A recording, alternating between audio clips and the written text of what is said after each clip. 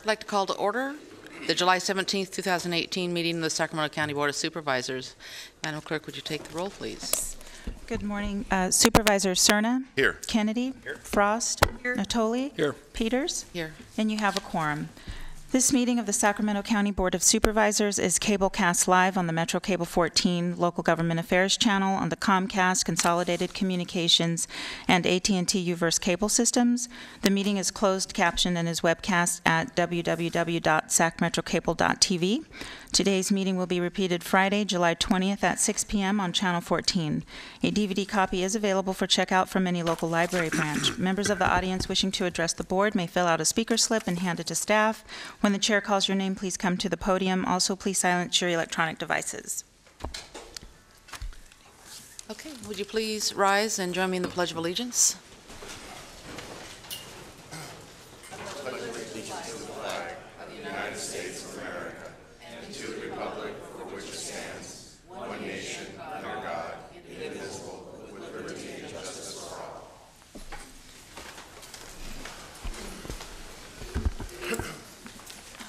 Welcome back, everyone. The board's been on recess for 3 weeks, so I'm sure everybody's just on top of their game today.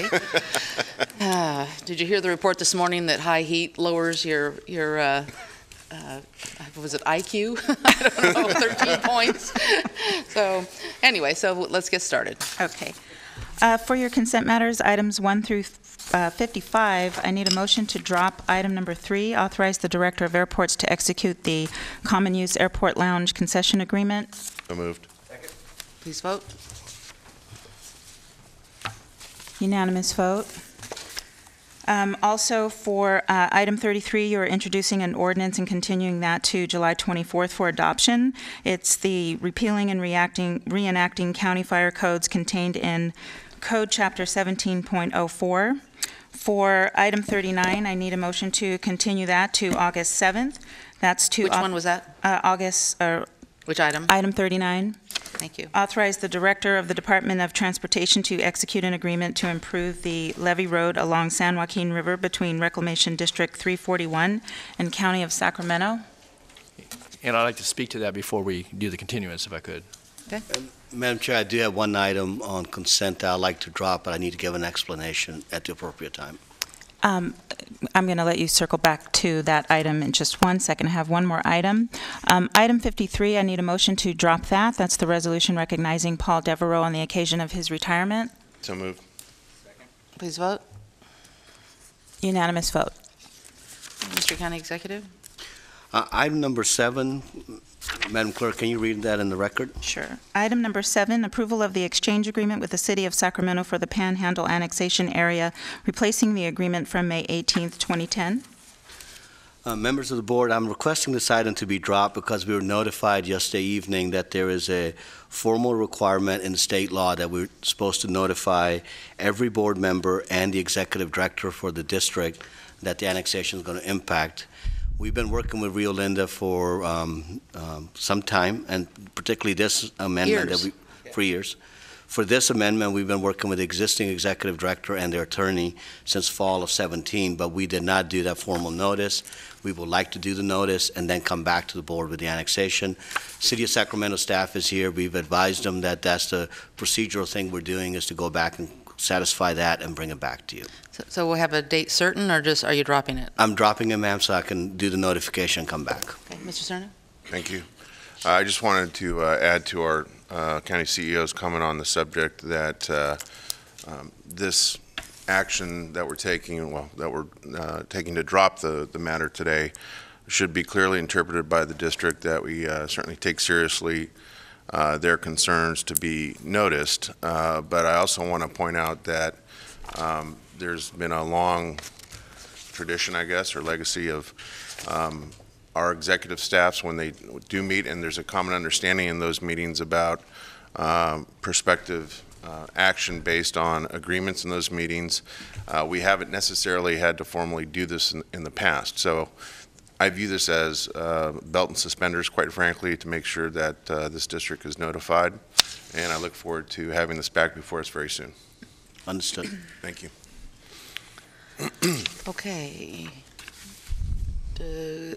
Any questions, Mr.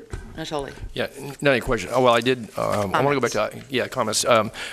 Flo, back to item 33 before I get to 39. You said the ordinance, Oh, this is the ordinance repealing and reenacting county fire codes contained in Code Chapter 1704. okay, I'd like to ask, and we could continue this for a week, Mr. County Executive. There are some things contained in here, and it may be what the state has legislated, but particularly as it pertains to the rural areas and distance from their fire hydrants pretty non-existent in the rural areas and requirements for fire sprinkling. If I read correctly, there were some requirements that if you were 3,000 feet from an existing fire, now that's being reduced to 300 feet. Again, I'm going to have some understanding about what the implications may be for requiring fire sprinklers in rural residences, and there are a couple other questions I had as well. So unless there's any objections, I'd like to continue this for 1 week, Madam Chair. Okay. Is there any time constraint on passing this? Not that I'm aware of. There's no time restraint specific, Okay. So I've been to this. meeting with either Mike or Chief Building Inspector, and I know the fire district's been working on this for some time, and there's a lot contained here. There's a lot of strike-through, a lot of references, and then there's some code here, is the NFPA and what that means, and such and such. So to try to get an understanding of what that means to a builder or occupant of a building, I want to get some understanding behind that if I could. So what's the date we're continuing it to? July 24th. Okay, Okay. All right, then I move that we continue with item 33 to July 24th. please vote. And who, Continue. Your screen isn't working. Yeah. So you want a verbal? yeah, let's just do a verbal call, Okay. please. So Is there a second on And repeat who's- the item again. It's number Item number 33 that we're 33? continuing to. Yes, continuing to July 24th. All And I those- didn't get the second. I'll second. All those in favor say aye. Aye. Aye. Noes, abstention, item passes. Okay, and then if I could, then item 39 is going to be continued, and I had a chance to speak with Mr. Penrose and Mr. Gill yesterday afternoon, and I think it's understood that certainly this county has been very cooperative in working with reclamation districts and other agencies when there are levee repairs this is an outgrowth of some of the damage that occurred in the 97-98 floods, where there are levee repairs that we then, if it's appropriately prepared for us, we do put the road surface back down and continue to maintain that for public access for a variety of reasons, access to people's homes, to businesses, recreational, and obviously emergency provider access throughout the Delta. In this case, and again, I want to thank certainly Mr. Penrose and the Department of Transportation, Mr. Mogisi and others who worked on this for some time.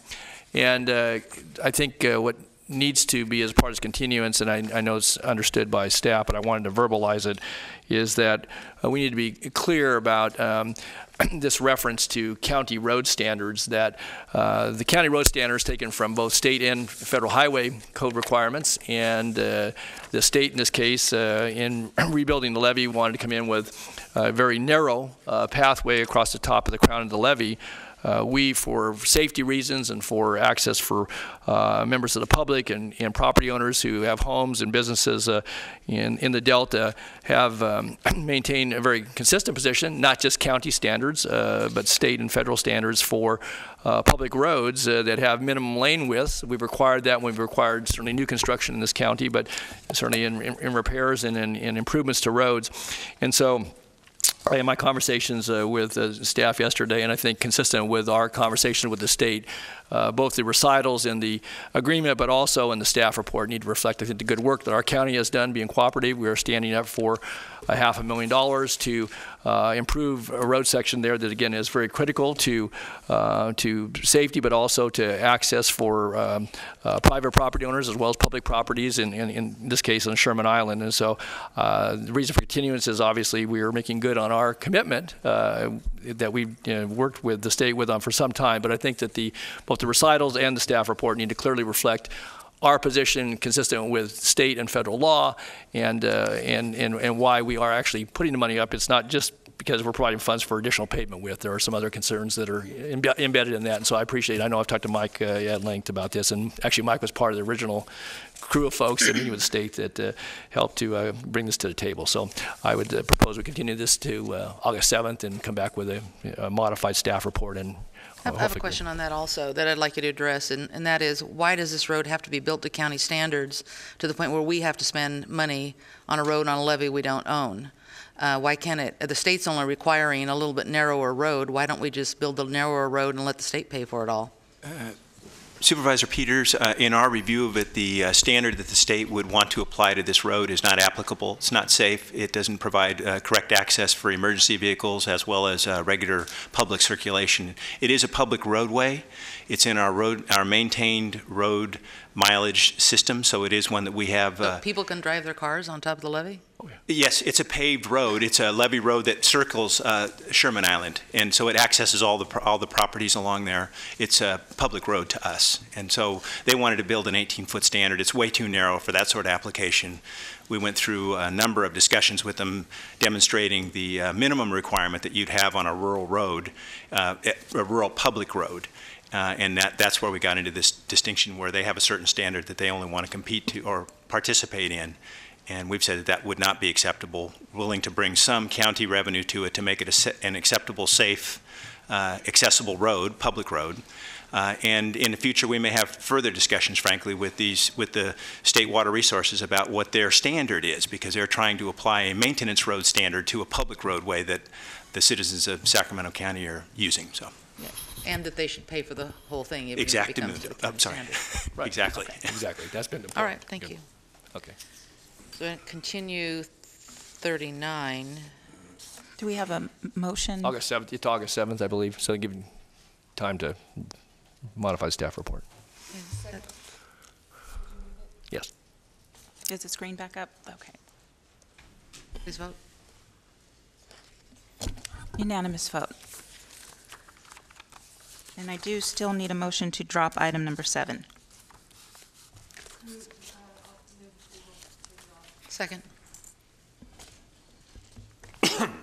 Please vote. Unanimous vote. Okay, that cover it, Mr. Natoli? Yes, that's all I had. Yeah. Supervisor Frost? Any questions, comments? Mrs. Zerna? Kennedy? Okay, Madam Clerk, I'd like the record to reflect I'm recusing on items 34, 45, and number 2 due to a potential conflict of interest. You have, I'm sorry, you said 2, 34, and 45? Correct. Okay.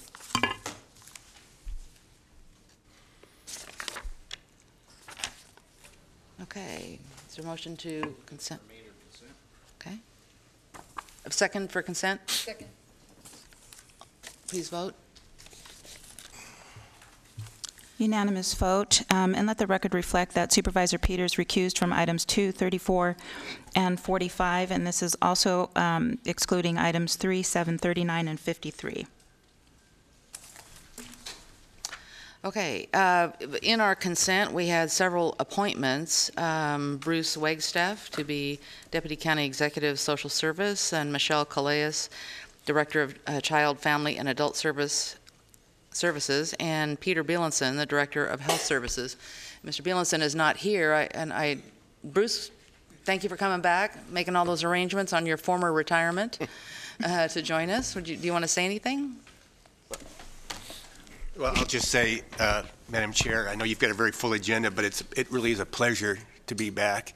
Yeah. And I must tell you that when Nav and I first talked about me coming in to hold things down until you found a permanent person, I wasn't thinking about the long term. But once I got back and started working with this executive team and our department heads and all of our employees and staff and all of you, it really felt good to be back. So I'm very excited about it. I know we've got some tough issues to tackle, but I'm confident with this team we're going to be successful at that, and really looking forward to it. Well, we feel the same. It's good to have you back. Yeah. Is Michelle here? Yes, she is. Would you like to say anything, or you have to come up to the microphone if you want to? You don't have to say anything.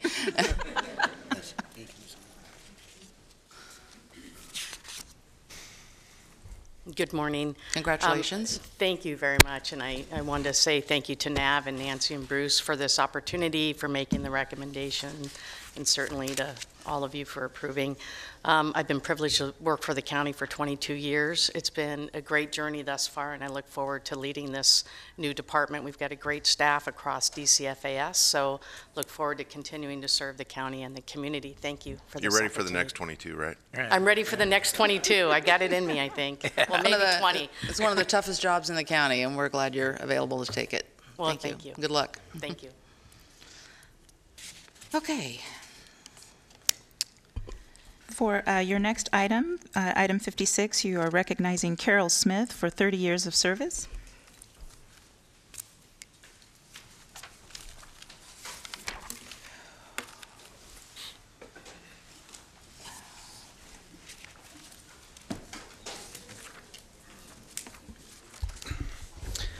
Good morning, Madam Chair, members of the board. My name is Salvador Sanchez, and I'm a Human Services Program Manager for the Department of Human Assistance. And it is an honor and a pleasure to be here this morning to recognize Carol Smith for 30 years of county service. Throughout her county career, which started in June 13th, 1988, Carol has achieved optimal levels of personal performance and accomplishments. Today, 30 years later, working in the capacity of a human services supervisor, she continues to assist those in need in our community. Definitely, our community is lucky to have someone like Carol who constantly demonstrates the values that define our department: compassion, integrity, trust, and innovation. Carol, again, congratulations on your 30 years anniversary, and thank you very much for being a strong and reliable member in our department.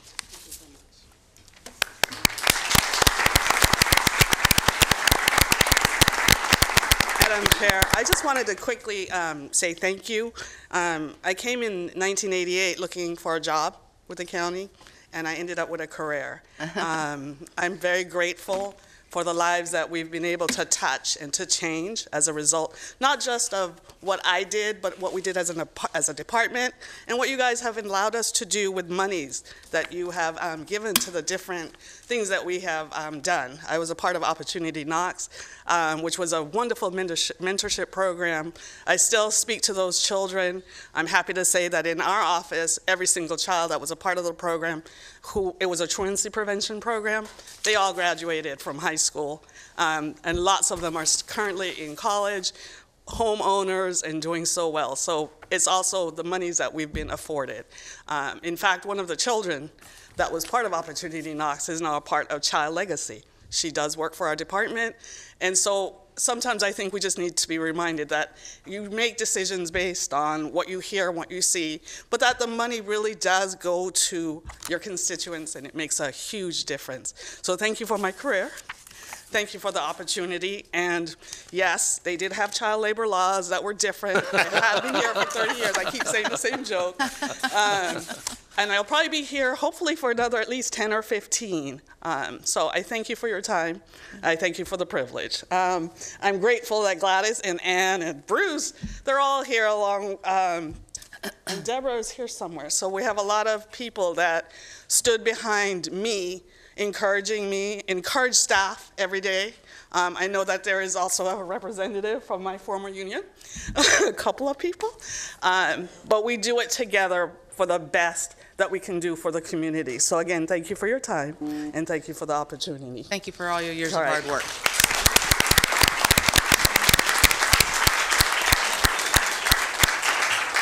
And if you're here for 15 more years, Supervisor Natoli will be able to give you your certificate when you retire. I don't know about that. Item 57 is the presentation of resolution proclaiming the week of July 15th through the 21st as Probation Week in Sacramento County. Could I ask Julie Wary, the Assistant Chief Probation Officer, to come to the podium?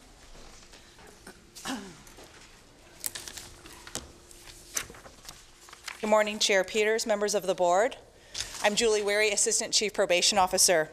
It is a pleasure to be here this morning. It's an honor to be recognized for Probation Week, commencing July 15th through the 21st. I'm grateful to have this opportunity to honor the contributions of the officers and administrative professionals of the Sacramento County Probation Department. We are committed to protecting community safety in every district, and we are proud to be a vital partner of the local law enforcement community in Sacramento County. It is our mission to keep youth and adults accountable through supervision and help them re-enter society by providing evidence-based treatment and services. Probation officers hold an incredible range of responsibilities. Our officers meet with clients and families, conduct assessments, and provide education, referrals, and support. Probation officers prepare detailed pre-sentence investigation and social study reports for the courts. We meet with clients in their homes, on the streets, in jails, and in prisons. We conduct field operations, work in school districts, and assist other law enforcement agencies. Armed officers confiscate illegal weapons and drugs and make arrests to keep our community safe. We also maintain and operate the Adult Day Reporting Centers and the Youth Detention Facility. Our talented administrative professionals support all of our functions. On behalf of the Probation Department, I look forward to accepting this resolution. I thank the board for taking the time to recognize our probation employees and for officially designating this week Probation Week in Sacramento County. Thank you.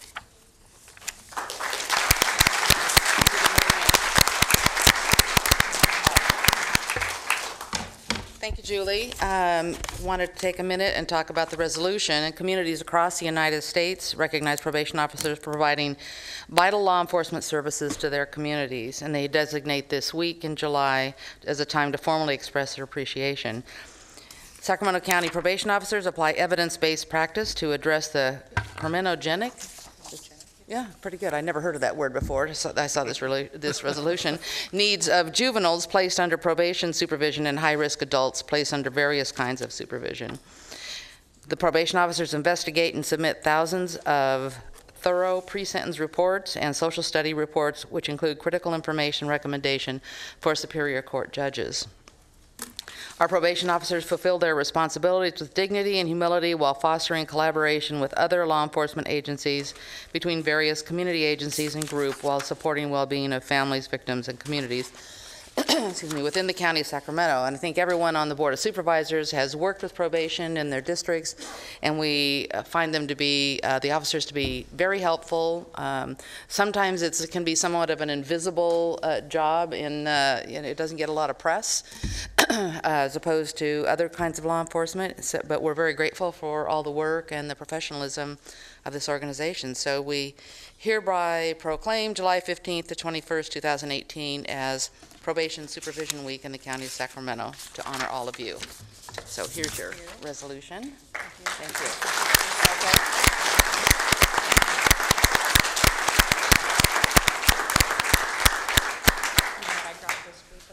Oh, sure. Everybody from probation, come on down. While everybody's coming down, I believe Supervisor Cerna has a comment. Thank you. I certainly join the chair and our board in recognizing Probation Week. Certainly all the men and women of probation, as they should be acknowledged. But what I didn't hear in the list of duties and responsibilities, which I think does warrant some mention, is the fact that this department, like many of our departments, has invested greatly in a number of charitable activities in our community. And certainly my district has been very fortunate, I think all of our districts have, to have an immense amount of volunteerism come from probation. Most recently, Cesar Chavez Day of Service. We had, I think, 51 probation personnel and their families, including teenagers, out at the Washington Neighborhood Center to help fix that community center up.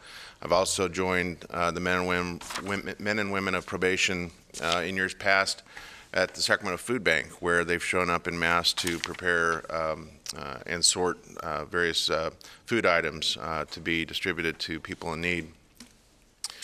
So I just wanted to make sure that in addition to all that has been referenced by both our representatives today from probation and our chair, that too gets acknowledged because it deserves it. Thanks. Thank you, Supervisor Cerna. Thanks, Julie. Thank you all.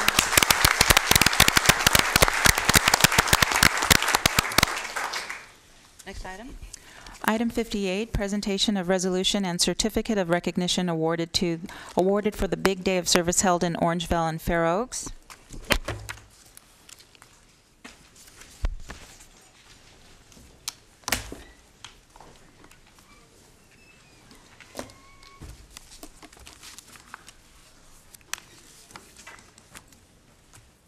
Good morning. I'd like to invite Brad Squires, the founder of Big Day of Service, and all the team leaders who were involved to come on down.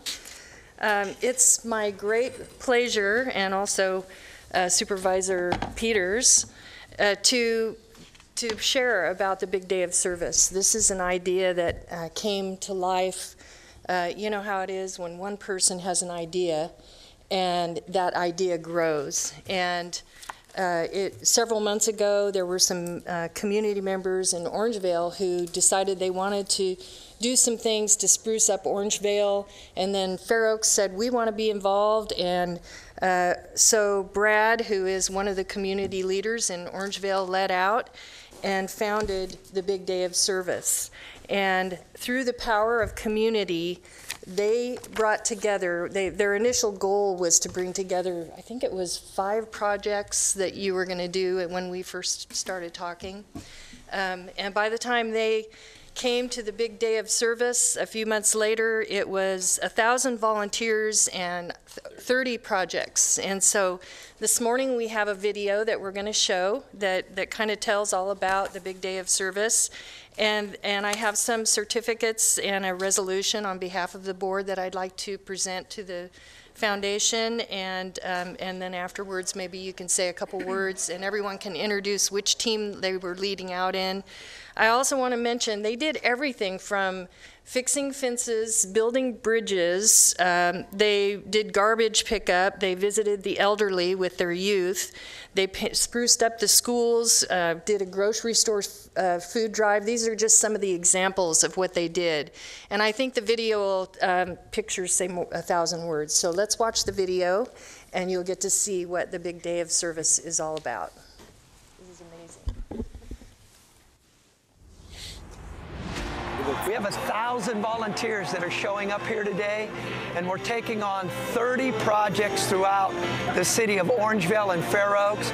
But even beyond the projects, we're excited about the relationships that are being built amongst one another, knowing that we're not alone and we can help each other and that we're here for each other.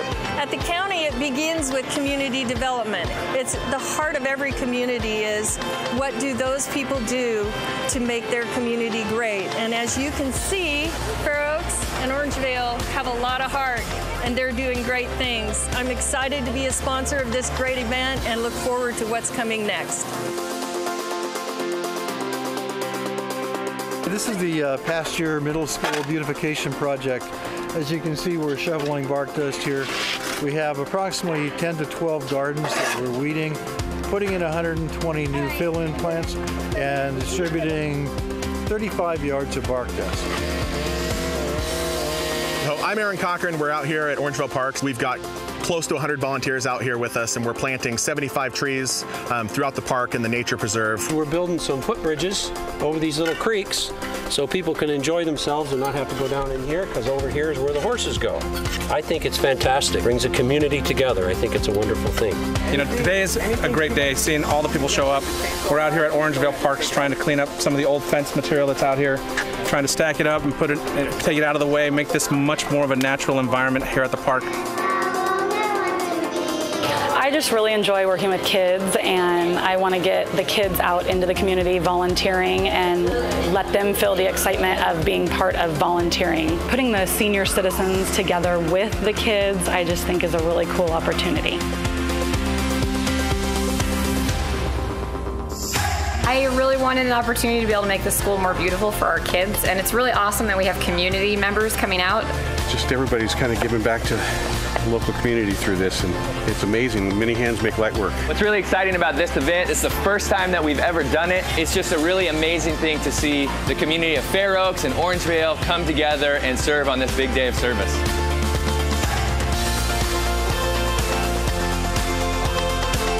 So I'm standing here on one of the projects that we built today, a bridge in one of our parks in Orangevale. And you know, when we first came up with this idea about 6 months ago, our goal was just to build one day where we united the community in service. And that has been what has taken place today. Our first ever big day of service complete. So I just want to again say thank you, thank you, thank you. I'm so proud of our community for stepping up and making this an amazing day.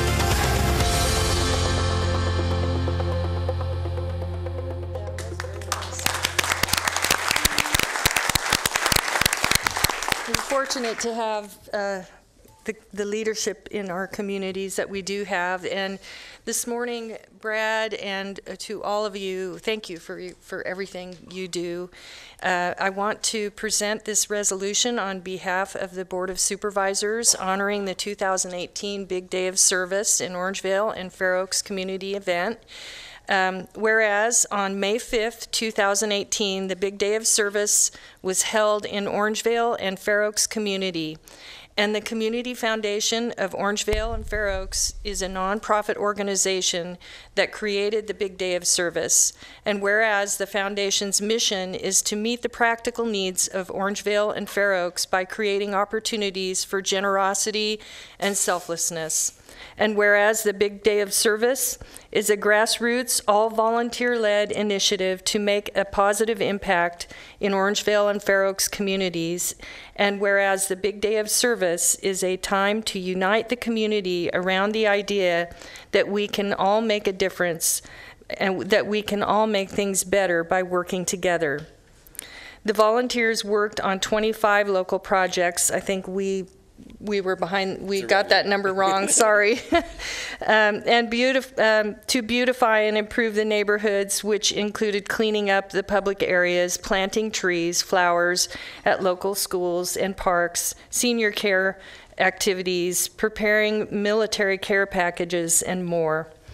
Community leaders ranging from representatives from Sacramento County, local organizations, businesses, churches, and individuals came together to plan this inaugural event, and the Big Day of Service is an event that shows that good things happen when people intentionally serve others and do something bigger than themselves, making a big impact in just one day. So therefore, be it resolved that the members of the Board of Supervisors of County of Sacramento, State of California, do hereby congratulate the community and members of 2018 Big Day of Service, and hope to see another one in 2019.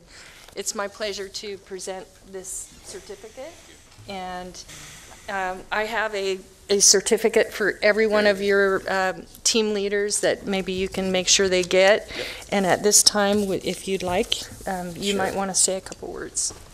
Sure, I can say a few words. First of all, Supervisor Frost and Supervisor Peters, thank you for your support. We obviously couldn't have pulled off this event without that support.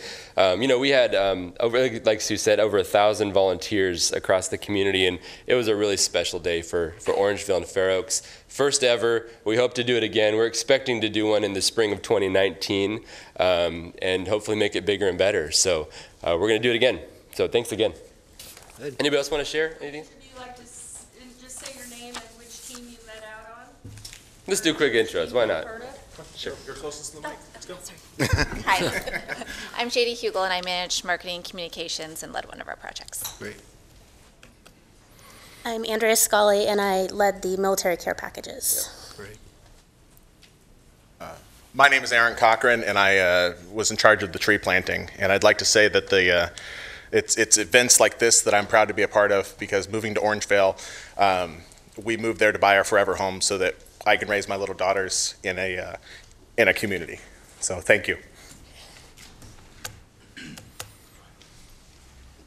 Jack McGurk, I'm one of the board members of the Community Foundation, and worked on the intake for people getting glasses, kids getting free glasses taken care of. And the one thing I'd like to comment on is when we all met at the end of this, it was like infectious. Everybody wanted to do it again next year, and they all had ideas for new projects. So I think this is only going to grow, and it's a great thing for our community. Thank you.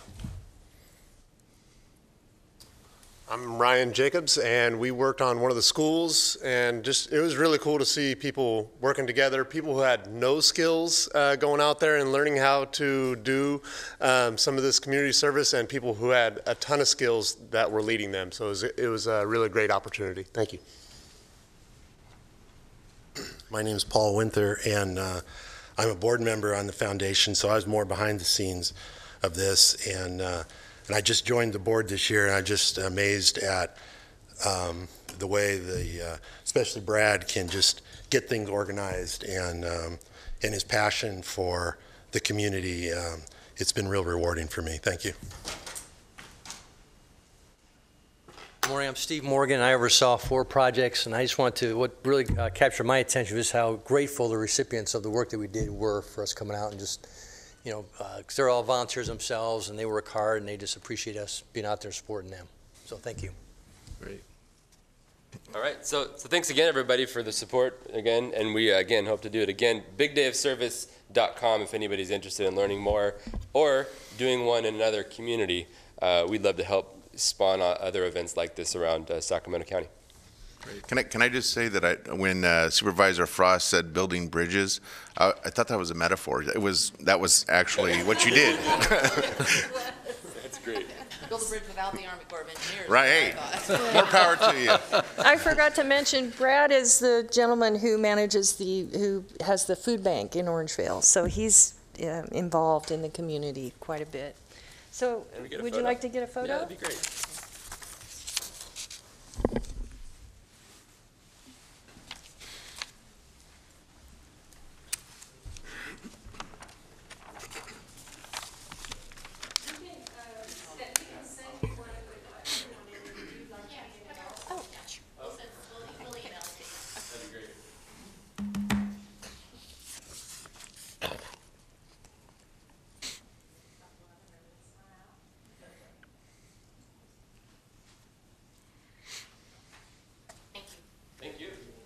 Very good.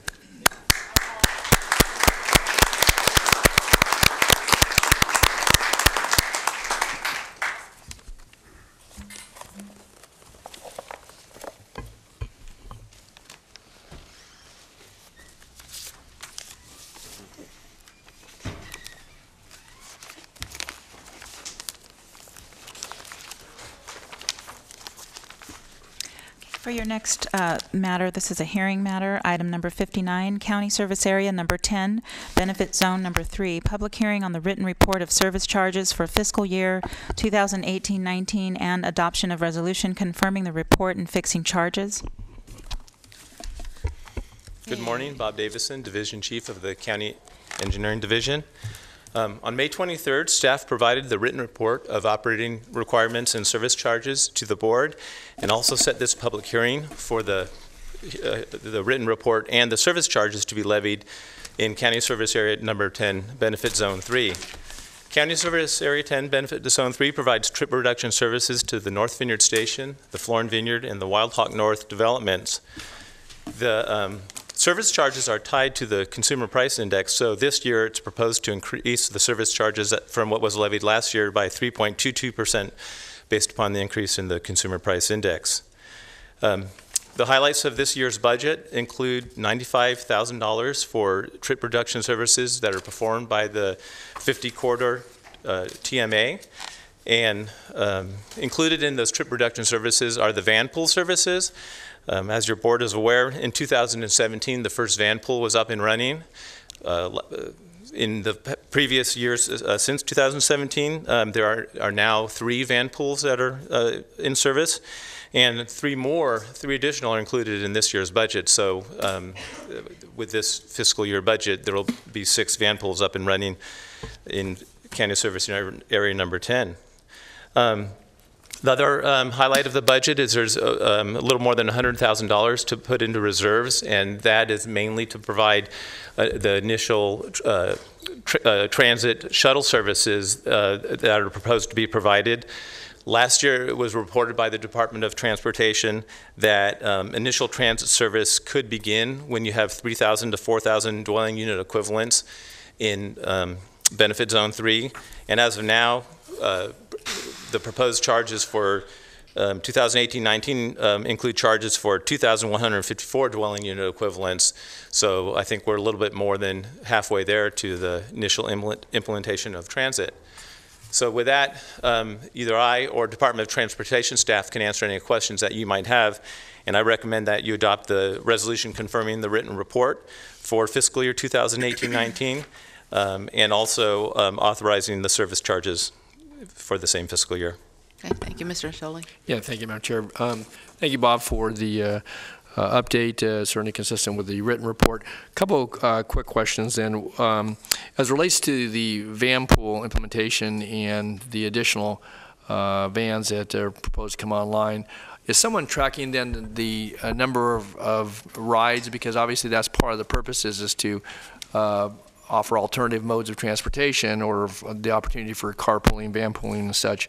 So as a part of this, is there some tracking of that in van pool A there are 5 folks and you save trips daily for folks that are participants in those van pools? And again, I'm not familiar with the exact structure of how all that works, but I guess my question is that should be part of the data. I guess I suggest that anyway, that to track that, because again that provides substantive background, in addition to having a van pool that operates, that there are X amount of participants on average or whatever it is, if there's an exact count. So maybe you could offer some clarification behind that. Sure, and my staff deals with the levy and the assessment, and right. DOT staff deals with the van pool services, so I'm hoping somebody from DOT can come and answer that question.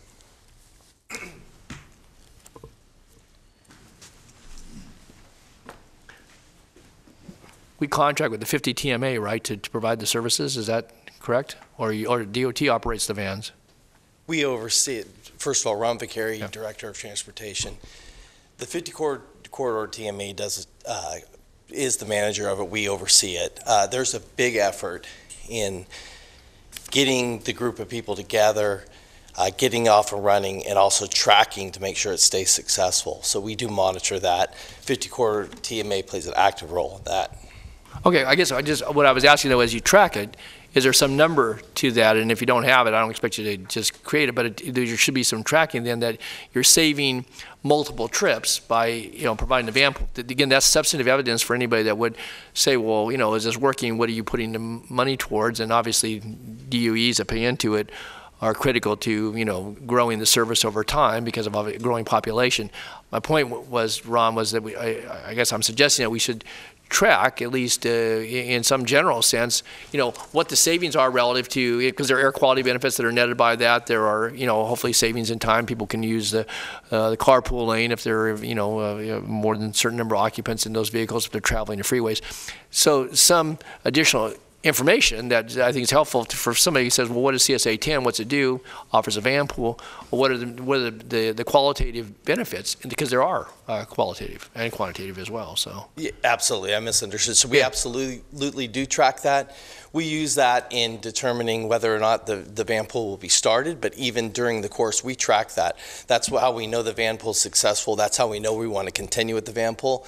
If we're not saving a significant amount of trips and that van pool doesn't have a group of people that are vested in it, then we would stop that and look to either get more people involved so that we can make sure that it is an efficient system and it is reducing trips. So could I just ask for the report next year, you do this annually, that then included as a part of that then number of rides that were provided, and if there's a way to qualitatively determine that because again, we're always looking for ways in addressing other parts of our general plan for offsets for greenhouse gases and so forth. Part of what we're doing here is providing an opportunity for folks to make that choice, but also it has benefits, and so it may help us in other regards. So I guess I would just ask that as a part of that, without getting too caught up in all the statistics, is to have that information available as part of any annual report. So folks that would go online, they could see what are the net benefits that are coming out of this in a variety of different manners, so or reasons. So.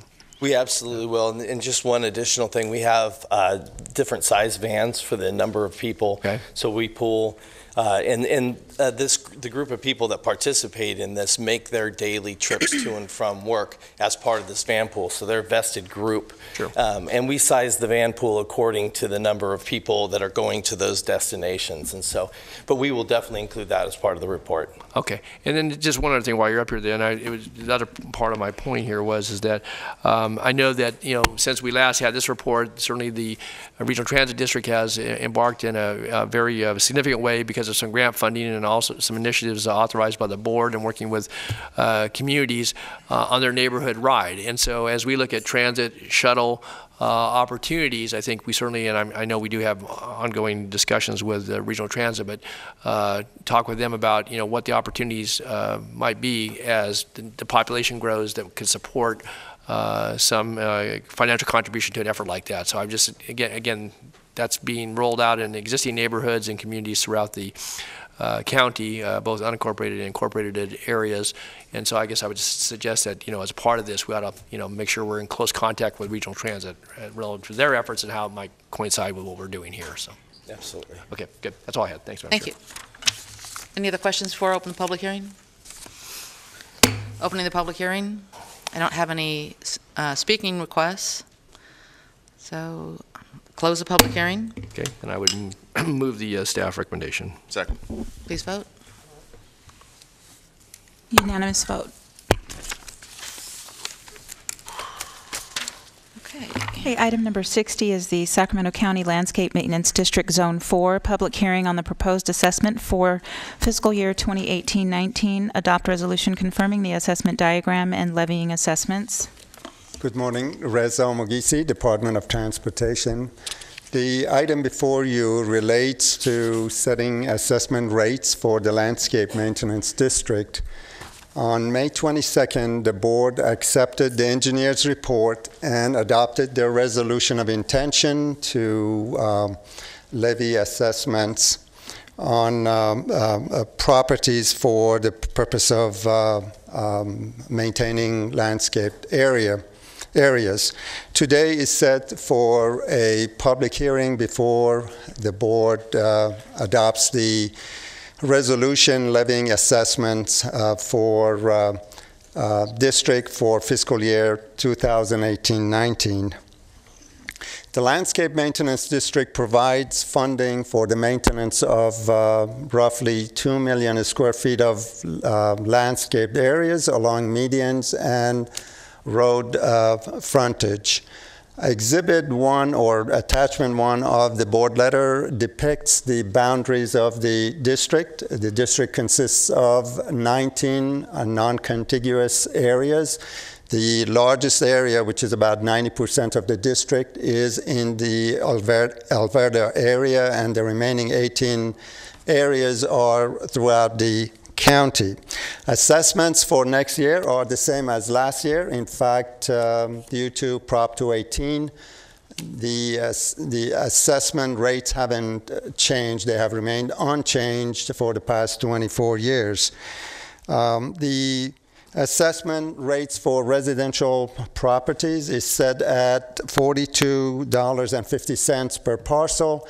For commercial properties, the assessment is set at $66.51 per acre. The revenue generated by the assessments is around $500,000, and the proposed budget for next year is around $966,000. So there's a gap between revenue and the expenditures, and to gap that bridge, the road fund will be contributing about $440,000 to the Landscape Maintenance District for fiscal year 2018-19.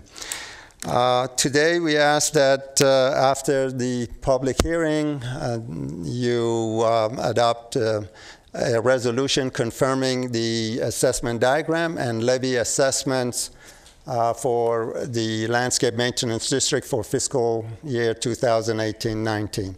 That's a brief overview of the item. I will be happy to answer your questions. No? Okay, thank you.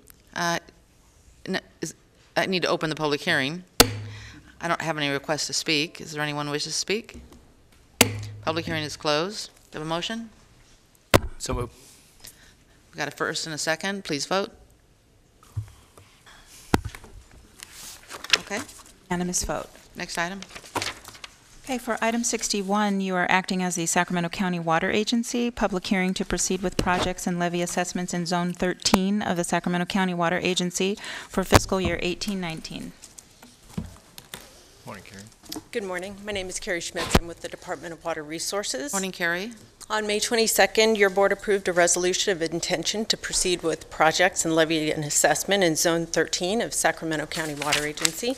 Today, I'm here as a follow-up to that action, and I'm asking that your board adopt the resolution instituting projects and levying assessments in Zone 13 for fiscal year 2018-19. In 1987, the board approved the formation of Zone 13 in unincorporated Sacramento County. The purpose of the zone is to fund long-range planning studies and services that are related to drainage and water supply. The assessments are levied based on a land use methodology that was developed in 1995 and have not increased since then. In 2018-19, Zone 13 will fund the programs listed in the engineer's report, which includes the water forum successor effort and habitat management element, county's compliance with the Sustainable Groundwater Management Act, county's engagement in Delta-related efforts, and implementation of the National Flood Insurance Program. Today, I'd like to ask that your board take the following steps. Open the public hearing regarding the Zone 13 projects and assessments for 2018-19, consider public testimony, close the public hearing, and adopt the attached resolution instituting projects and levying assessments in Zone 13 for 2018-19. Thank you. I have a question from Mr. Natoli. Yes, thank you, Madam Chair. Thanks, Carrie. In the attachment that came with the staff report that we had in May, you outlined the proposed budget at that time. A couple of questions that relate to the assessment and proposal here today. On that, it's on page 7 of 18 on the attachment 1. Mm-hmm. When we talk about the habitat mitigation plan, Lower American River, is that something that is ongoing forever, or is it something that from year to year, depending upon what activities are planned? Because I understand the water forum successor effort, obviously that's a commitment we've made and continue to sustain our ongoing contribution. But what about the habitat mitigation plan, and is that something that we ever get done with and can allocate funds elsewhere or not? So that was a commitment that was made as part of the water forum agreement. So that agreement ends in 2030, but it is a commitment to that time unless we want to open the water forum agreement and reevaluate. And so what does it buy for $440,000 a year? What does that, is it ongoing installation of mitigation, or is it just monitoring of mitigation has occurred, or what? So the habitat management element actually works on projects in the American River. So they do gravel projects, right, and they use the money that both the city and the county put into the habitat management element to get grant funding and work with Bureau of Reclamation to fund gravel projects which benefit fish in the Lower American. So that's And so the water forum then under its administration is solely responsible, we just write the check for it, or is it something that city and county staff come together on a regular basis to determine what, and again, I'm familiar with some of the projects where you've done the gravel beds and try to increase spawning and so forth and enhance the habitat, but there are certainly in this board spent a good deal of time over the last few years talking about other impactful activities to the American River, both to the water, but certainly to the adjoining lands and communities and so forth. So is it who makes the determination about how that money is going to be spent on any given year or over time? So the Water Forum participants, and there's also a coordinating committee that the city and the county both participate in, as well as other funders of the Water Forum effort. So we help make decisions about how the money is spent. So we being you and Michael? Right. Okay. So one other question along those lines then, with the park and water bond measure that's going to be on November ballot. Obviously, we don't know what the determination will be with that as it relates to voters' outcome on that. But that has had money for the American River Parkway in it. Obviously, we have a conservancy now, and so I guess I'm curious about the coordination of those activities, and if we could just continue to write the check as a part of an agreement. And it's done some good work, but are there ways to maximize? And again, you know, is the laundry list so long that we have millions and millions of dollars of undone tasks that relate to this particular, you know, mitigation and management and oversight in the American River corridor, or is it at some point in time we're going to get to it where we will have accomplished it, and then it's monitoring? Again, I guess I'm just curious about this because we really haven't had any discussion about this before our board in any recent times that I recall, and so it might be without spending a lot of time on it today. Would you like to continue this so you can have some meetings? I don't think that's necessary, Madam Chair. I just, you know, it may be that you can come back or with a, you know, a memo to our board and maybe have a presentation. Again, I know we've seen in past, certainly at Safeco, we've seen some of the activities and work, and again, so I'm not questioning that. I just trying to get some sense about if it's going to be forever, we're going to write the check, then okay, I get that. I think it's a great question, and we have had Tom Goring of the Water Forum come in and do presentations in the past, but it's been a few years, so it's probably about time for another one, so I can definitely arrange for that. All right, very good. If I could, just one other question, Madam Chair, then, and it just relates to, on the budget, same page, the fund balance there shows for about $900,000. I know that, you know, certainly there have been some warning signs about, you know, what we're going to be able to do as it relates to groundwater management and some of the activities there. Is it proposed that this year that all that balance is being released and it's all been budgeted in this, and so is what we're looking at next year is that fund balance, if these activities draw upon the budget amounts, that will be at zero fund balance? No. No. Okay. No. Okay. No, there's additional fund balance. We're tracking Zone 13, the fund balance, expenditures, and revenues very closely, and we're doing some projections, some 5-year projections, and so we're evaluating it right now to kind of make sure that Zone 13 is sustainable long term. So, you know, we can definitely report back on the results of that evaluation. All right. And then just lastly, then, so as it relates to central groundwater management, and I know that this board has had some workshops, and there needs to be work that your department, working with the Central Groundwater Agency.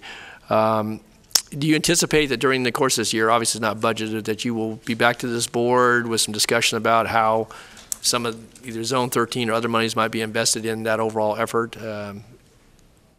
We can definitely do that. We do have, we are looking at maybe another report back on the Sustainable Groundwater Management Act, and as part of that, we could certainly present information. It's important, I think, to Zone maintain, 13. from purpose of discussion for this body, obviously, and those that are interested, obviously, and there is great interest in the Central County about that. So, okay. Sure. All right, that's all I had. Thanks. I'd move the item if there's no questions. Haven't opened the public hearing. I don't have any requests to speak. Seeing no one moving forward. Okay, I'll close the public hearing, and we'll do a voice vote. I move the item. We have a motion, second, please vote. All those in favor say aye. Aye. Noes, abstention, item passes. Okay, then I'm going to ask that we skip item 61 and move it to after item 64, since we have members of the public here to testify on other items. Go to item 62. We just took item 60. Oh, was that 61? Yeah. Sorry. So skip. All right, then forget it. Oh, okay. Okay, so for item 62, this is Extreme heat. This is the proposed Antelope Property and Business Improvement District, public hearing on the establishment of the district and the levy of assessments, tabulation of assessment ballots, and adopt resolutions establishing the district and authorizing the levy and collection of assessments for fiscal year 1819. My understanding is we were going to continue this to 2 o'clock. Is that correct, Mr. Gill?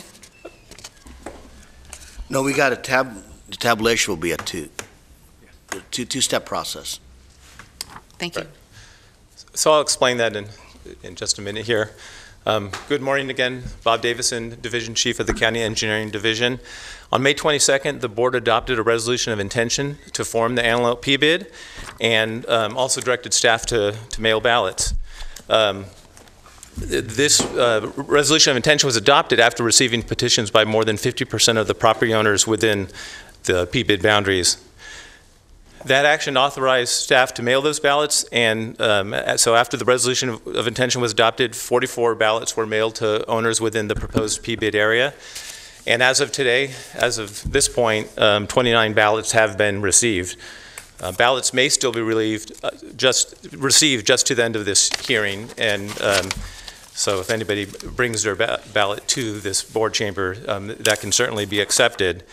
So with that, there are 4 actions on this item, and as we just talked about, 2 of the actions I'm recommending that your board adopt in the morning, and then 2 actions when we return at 2 o'clock. So first, it's recommended that your board recognize the exempt status of the project pursuant to CEQA, and then also to designate the manager of special districts, Susan Getz, who's sitting in the audience back there, to conduct the tabulation of the assessment ballots of the return ballots by affected property owners, and continue this item to 2 p.m. for final action after that tabulation has occurred. Now at 2 p.m., depending on the results of that tabulation, there will be 2 more resolutions for your board's consideration. And with that, to the end of the presentation, I can certainly answer any questions. Also, I just want to point out that the tabulation will take place in a public place as required by law, and that will be the Business Assistance Center, which is located on the 1st floor of the old County Administration Building, which is located at 827 7th Street. Not after this item, but after there's a Fulton Avenue renewal item that's also on today's agenda, I think in 2 items from now. So after the Fulton Avenue item, which is also a tabulation type item, the manager of special districts, Susan Getz, will convene in the Business Assistance Center, but she will meet in front of the board chambers. For anybody in this chambers that doesn't know where that is, they can certainly get with Susan after the Fulton item and be walked over to the Business Assistance Center. So with that, I recommend that you take action on the first 2 recommendations on this item. Any questions? So I would move the items 1 and 2 on this. I have just a comment. Oh, you do? Okay. I just wanted to say that this was something that we started when I was first installed in early 2017. I want to thank my staff, Vance Gerard, who worked really hard on this. I'm so excited that we're to this point, and thanks Civitas and all the businesses and all the staff. You guys, I know, worked hard to make this happen, and we're truly excited about having this PBID in Antelope, so I'll move approval. Second. Please vote. Oh. There's a ghost. Unanimous vote. You have to help me out. I can't see. Okay. And that was a unanimous vote. So item 63 is the Carmichael, Florin Road, Fulton Avenue, and Watt Avenue Property and Business Improvement Districts. Approve the 2017-18 annual reports and resolutions providing for the levy of assessments for fiscal year 18-19. Good morning again. This item, as your board knows, there are 4 active and successful PBIDs that are currently operating within the County of Sacramento at this time: Carmichael, Florin Road, Fulton Avenue, and Watt Avenue. And today's item is to approve the annual reports that have been submitted by each of these the associations related to these property and business improvement districts. These annual reports are required by state law, and the reports, they summarize the activities and the finances of the activities of the PBIDs in 2017, and they also include a budget for each of these PBIDs for 2018. Also, today's item has 3 resolutions authorizing the levy of assessments in these PBIDs, and the only reason why the Fulton Avenue resolution authorizing the Fulton Avenue assessments is not on the agenda at this point is because it's part of the next item, which is the renewal of that PBID. Now, it's my understanding that there are representatives from each of these PBIDs that I think wants to address the board and have submitted their request to speak on this item. But with that, I am recommending that you approve the annual reports for each of these P-bids for 2017-18, and also to adopt the resolutions authorizing the levy assessments for the Carmichael, the Florin Road, and the White Avenue P-bids for fiscal year 2018-2019. And I can answer any questions that you may have, but like I said, the P-bid have see any questions. Yeah. Okay. I don't know that it matters. We'll just go on the way it's in the staff report. I have a request from Jennifer McDonald to speak to the Carmichael P-bid.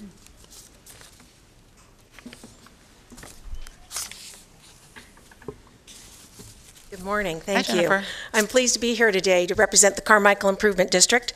I'm Jennifer McDonald, President of McDonald Association Management Company and the new General Manager for the Carmichael Improvement District. Although we're new to P-bids, we're not new to association management, have decades of experience in government affairs and association management. Along with the support of the Board of Supervisors, I work with the very dedicated and capable volunteer leaders who had the diligence to help you create the CID with their tenacious efforts. As a Carmichael resident for more than 30 years, I have a personal interest in the health and vitality of this area, as a few years back, we'd actually considered moving because the area just 2 blocks from our home at Fair Oaks and Marconi had become a very crime-ridden and not pleasant place to do business, get gas, or buy food. With private investment, county improvements, and applied attention, that corner now is looking much better and is a very different place than it was just a short time ago. Since last summer, the Carmichael Improvement District has contracted with Paladin Private Security and Gould Maintenance. We see every day their work, their security efforts, their maintenance efforts, their beautification efforts are really shining through. CID has submitted our first TOC grant where we applied for the installation of an automated license plate reader in conjunction with the Sacramento Sheriff's Office would be at the intersection of Fair Oaks Boulevard and Manzanita. As I reflected on what to report today, I could not develop a presentation yet that had multiple accomplishments because we are just new, and we look forward to reporting back to you on great things that come in the next few years. What really has struck us all the most is how much time we spend on the transient activity in our business area. We realize this is a problem in all parts of the county, but it's our job to work to ensure a better business environment, encourage new business to set up shop in Carmichael, and be of service to those in the P-bid. But most of our time right now, again, is talking about how to address this visible and persistent vagrancy. I do want to tell you, though, that we appreciate so much the time the Sheriff's Department and other agencies spend in our district, at our meetings, and answering our calls for help. Their service to CID is very commendable. As our district continues to support and engage with business and owner community and envisions and plans for progress and success, we know we will collectively find the answers so we can focus on our mission to enhance the economic vitality of the properties within the district. We so appreciate your support of the business community, and thank you for the opportunity to support the Carmichael community. Thanks very much, Jennifer. Is someone here from Florin Road to speak?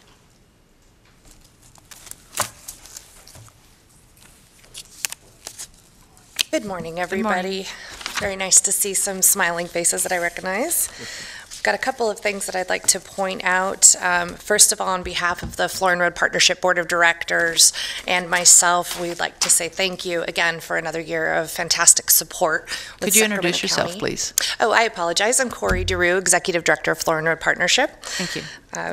So we would like to say thank you to Supervisor Kennedy also for consistently placing the appropriate emphasis on helping us find long-lasting positive outcome solutions for our resident homeless population in our district by providing our homeless navigator. So I want to start with a big thank you there.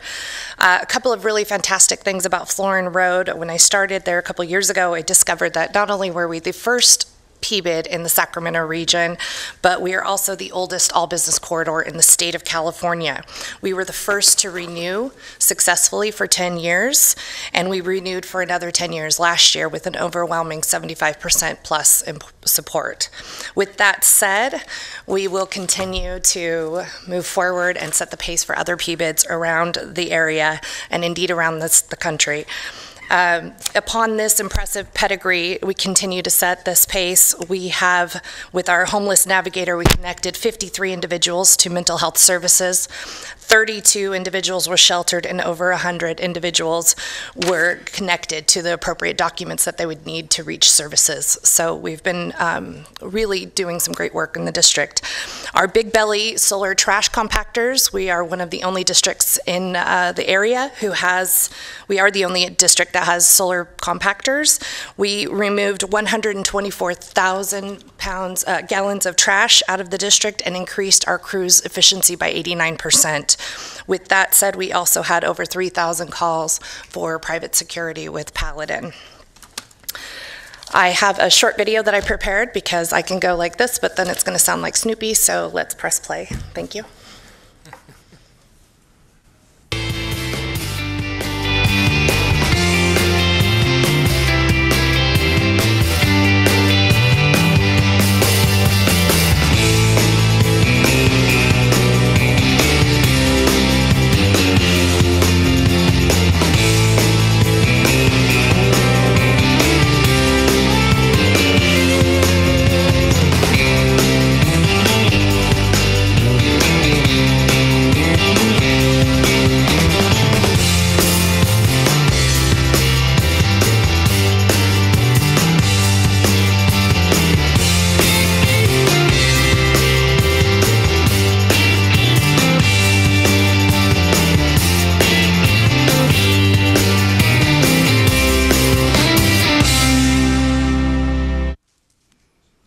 Nice job. Yeah. Thank you. That's my home away from home right there. So looking forward, we are really excited to work on essentially a blank slate on Florin Road. We're welcoming murals, festivals, pop-up marketplace, public arts, green spaces, real estate and development, infill, localized investment into incubator minority businesses, microtransit, and equitable opportunities for all of the South Sacramento region, such as the Opportunity Zone, which we've been working with Congressman Ami Bera's office. We have an impressive array of multicultural local specialty businesses, as well as some of the busiest branches of large corporations such as Wells Fargo, Bank of America, Starbucks, and McDonald's. We send an open invitation at all times to the rest of the Sacramento region to come and check out Florin Road. You might be pleasantly surprised. We are Florin, that is our hashtag campaign, and our new one is Open for Business. So thank you very much, everybody. Thank you. Melinda Epler from Fulton Avenue. Good morning, Chair Peters and members of the board. I am Melinda Epler, Executive Director of the Fulton Avenue Association, and I'm here representing our board of directors and members today.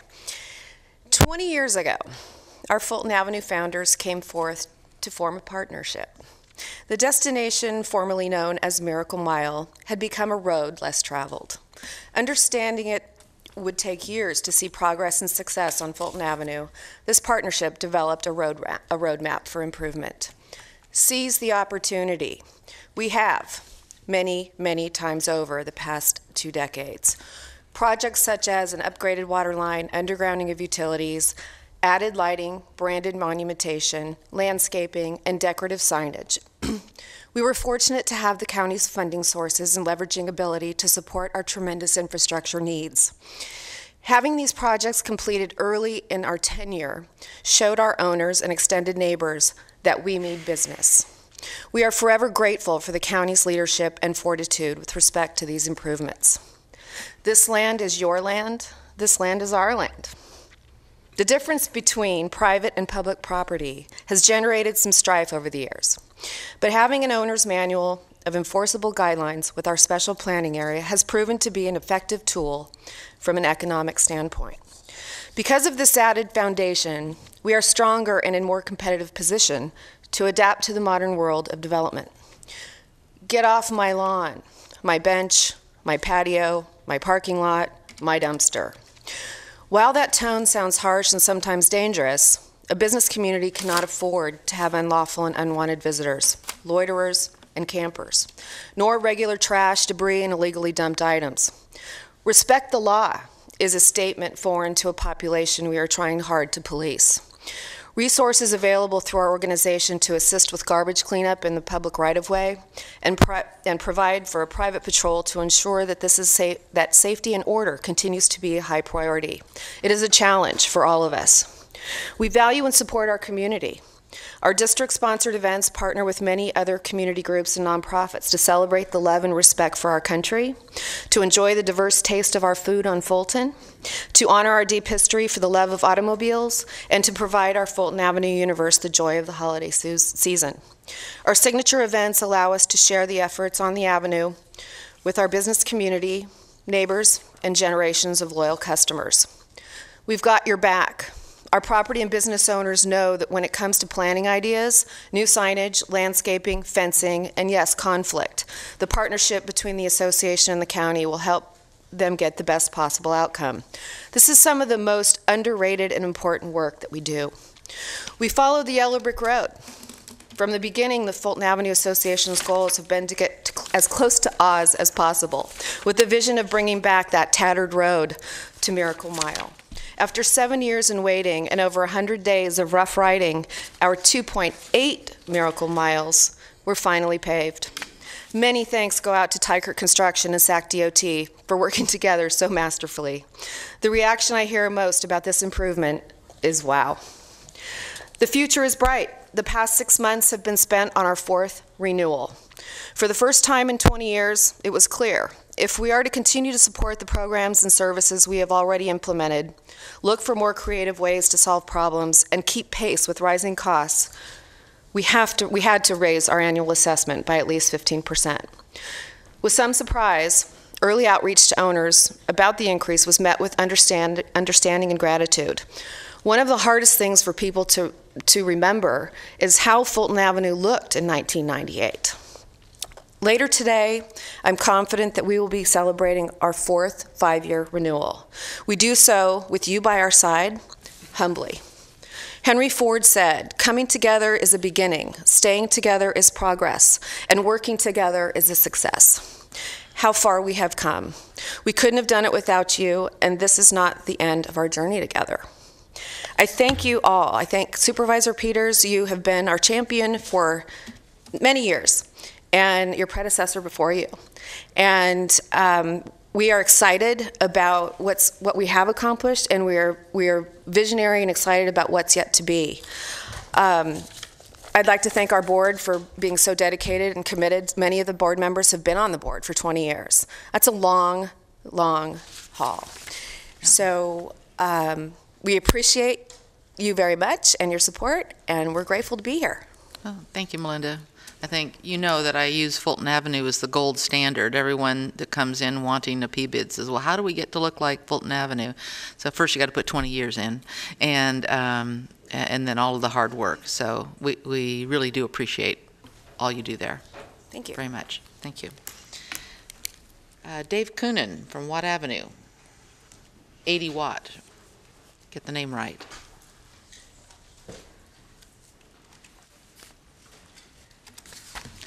Hello. Hi, Dave. I'm David Cunin, President and Chairman of the 80 Watt District, and I wanted to introduce Rebecca Evans, our new Executive Director, and we've dropped off some nice reusable bag, not a single-use bag, it's a reusable bag. Thank you for that. And it's got some fun little 80 Watt District gifts in there for each of you. But I want to turn a little time over to her. We won't take long to introduce you to Rebecca. Thank you so much, Honorable Board. I am thrilled to be at the 80 Watt District as Executive Director. I come from a T-bid in Ventura County, so it's exciting to see the deep change that you do for business. So we have only been in process for about a year, beginning of January of 2016. So we have done a whole lot since then. Our mission and our vision just really aligns with making change in the area. So we want a sense of place for the residents and the businesses that are there. We have a cluster of building suppliers, and you can just build anything you want just coming to the 80 Watt District. I want to turn it back over to Dave because he has some exciting news about what we're doing. Our future is to put banners on the streets. We just put up are finalizing our 7 LPR cameras that we're going to have put up. We're going to have monument signage. There'll be a new logo, placemaking areas for residents. We've got a mural, and we've got some business promotion, lunch and learn events. And I am happy to announce that just last Friday, the National Life Sciences Company, which is originated out of Jinan, China, has closed their purchase of a building in our district to invest millions of dollars in biotech industry just in our little district. So you should be proud of that. That's coming to our little district. And I want to thank Chair Peters and the whole Board of Supervisors for all your support and what you've done for basically all PBIDs in this district and making it affordable and easy for us to get this. It is a challenge to get going, but you've done a lot to facilitate making PBIDs happen. And I want to thank you. So we look forward to another great year. Thanks, Dave. Thanks, David. Thanks. Nice to meet you, Rebecca. Yes. Okay. So we have a recommendation in front of us to approve the annual reports and adopt the resolutions for each of the aforementioned PBIDs. Correct, except for three of the P-bids. One of the Fulton resolution will be along with the next item on the agenda. Is there a motion? Second. Please vote. Unanimous vote.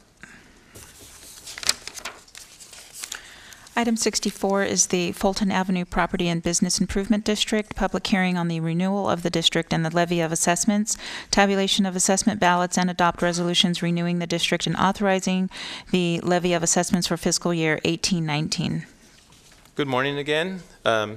As we had just heard, the Fulton Avenue P-bid has been successful since 1998 in providing its services, and it's here again to be renewed for another 5-year term. Procedurally, this is the same process that you go through to form a P-bid, which we just went through with the Antelope P-bid formation. So with that, on May 22nd, the board adopted a resolution of intention to renew the P-bid, and after that resolution of intention was adopted, ballots were mailed to 139 owners. At this point in time, we've received 75 ballots, and with that, I recommend that your board take action on the first two items to recognize the exempt status of the project pursuant to CEQA and designate the manager of special districts to conduct the tabulation and to return at 2 p.m. for the final action. And I'll just point out again that Susan Getz, the manager of special districts, will meet out in front of the board chambers right after this item and walk over to the Business Assistance Center. And just for the record, the tabulation, which by law has to take place in a public place, will happen on the first floor of the 827 7th Street Old Administration Building in the Business Assistance Center immediately following this item. And with that, I recommend that you take action on item 1 and 2, and then we'll return at 2 p.m. for further action. Okay, well, I'll move items 1 and 2 on this. Second.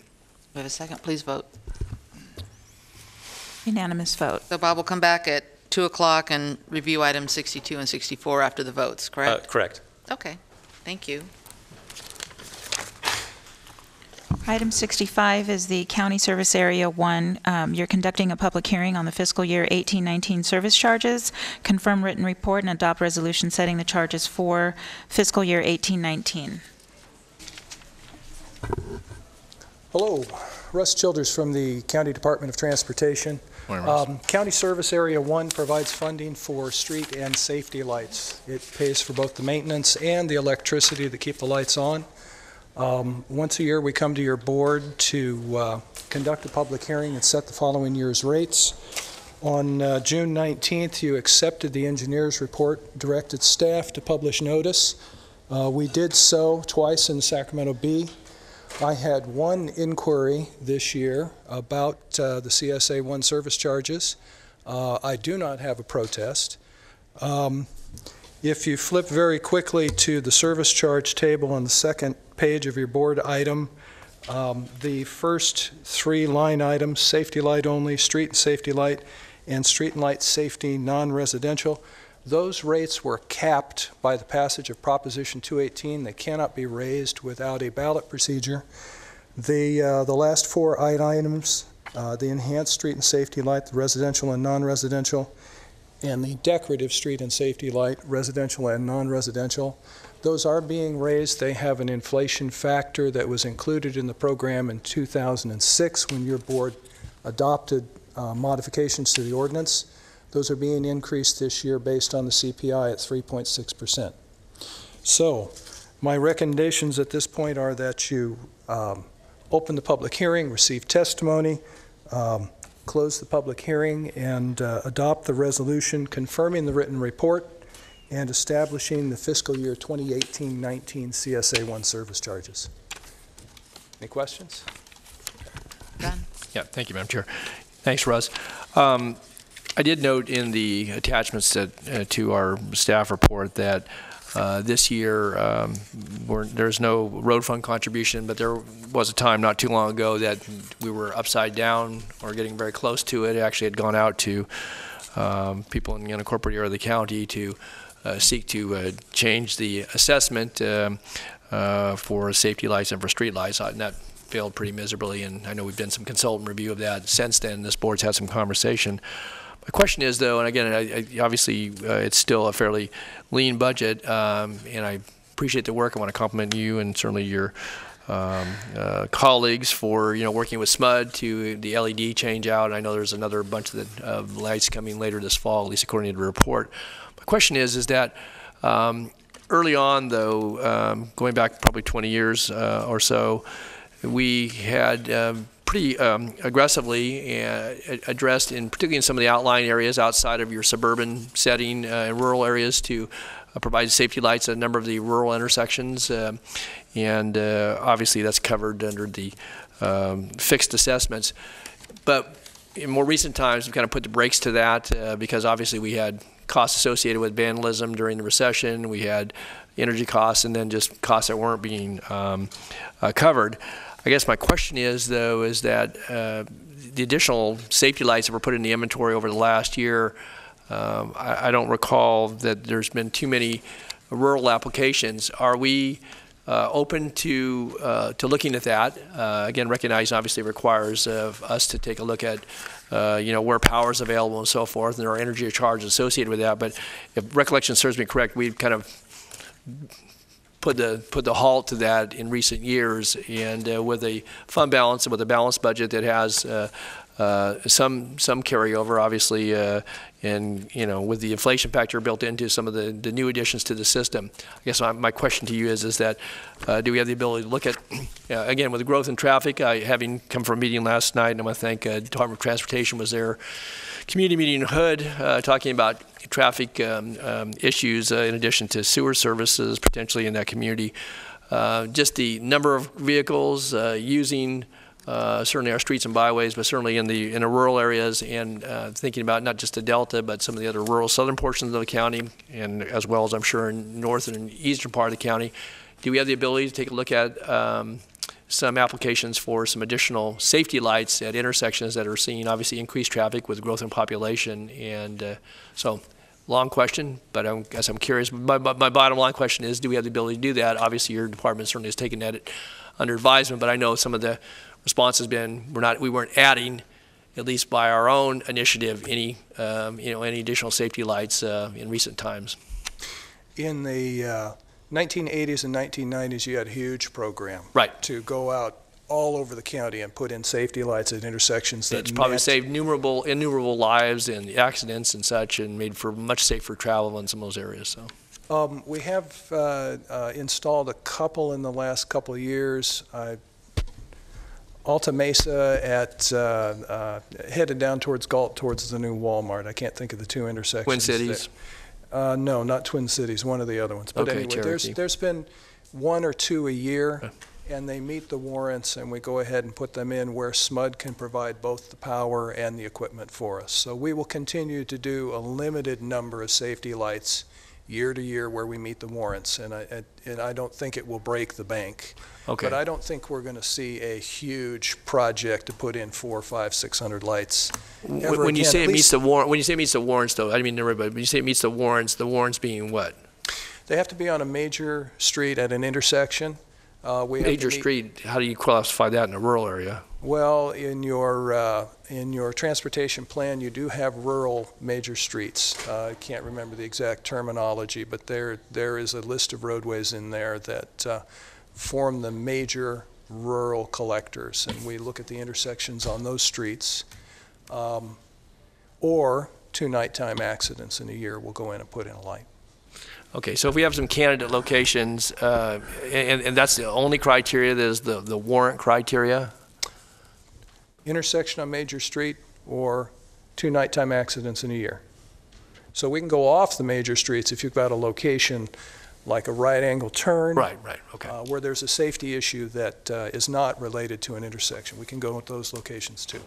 Okay. Again, I do regular briefing with you, and I know I just had that yesterday, but with your department. So I have a couple of candidate locations that I'll suggest, and obviously I know you've been good about taking a look at those, but it seemed to me we had some capacity here, maybe very limited, but again, I appreciate the management of the district, and I just wanted to be sure for the record that we have some opportunity to take a look at some other locations. Thanks. Okay, thank you. Any other questions?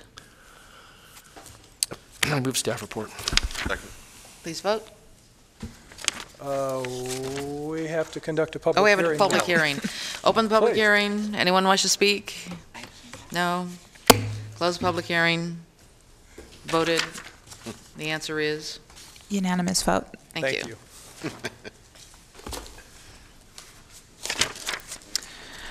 Item 66 is the County of Sacramento Community Facilities District Number 2016-2. Adopt a resolution approving the issuance of Special Tax Bond Series 2018, authorizing the execution and delivery of a master indenture, a first supplemental indenture, a bond purchase agreement, a continuing disclosure certificate, and a deposit agreement approving a preliminary official statement and waiving certain provisions of the Communities Facility District Special Assessment and Financing Program policies, and authorizing certain other actions in connection therewith.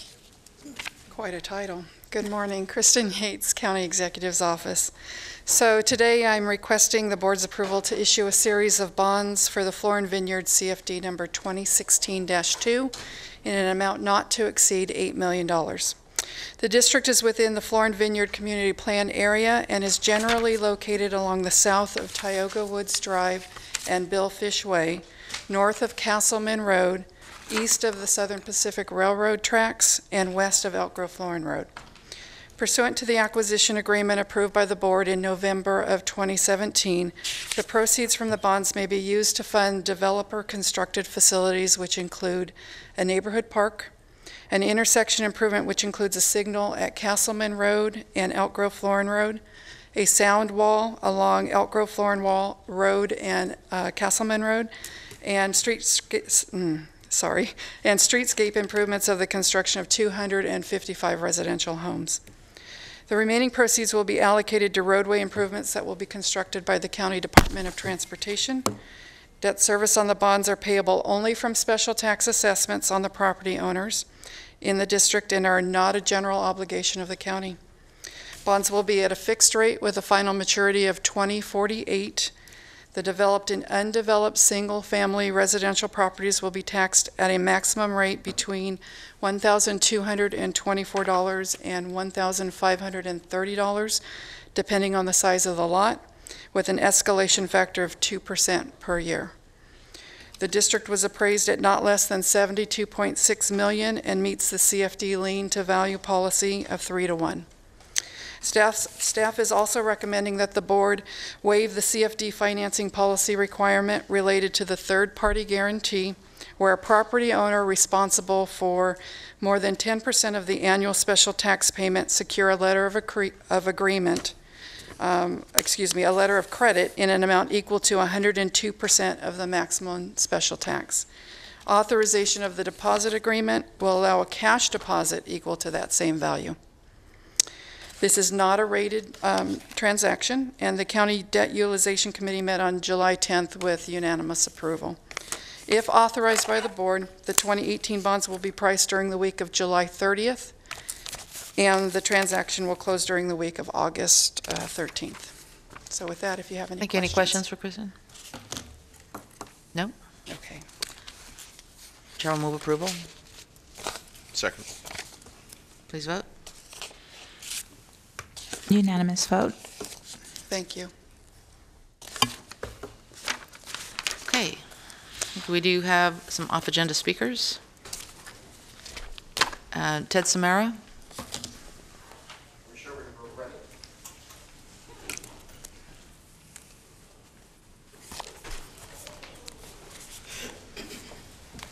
Hey, Mr. Samara. We have a 2-minute speaking limit. Did you want your group to take 15 minutes altogether, or what would you like? 2 minutes? If you, that's why I was offering the 15 minutes. I'll take my 2 minutes and allow my board or my members to speak as well. Okay. And thank you, Madam Chair, for allowing your discretion to have us go last.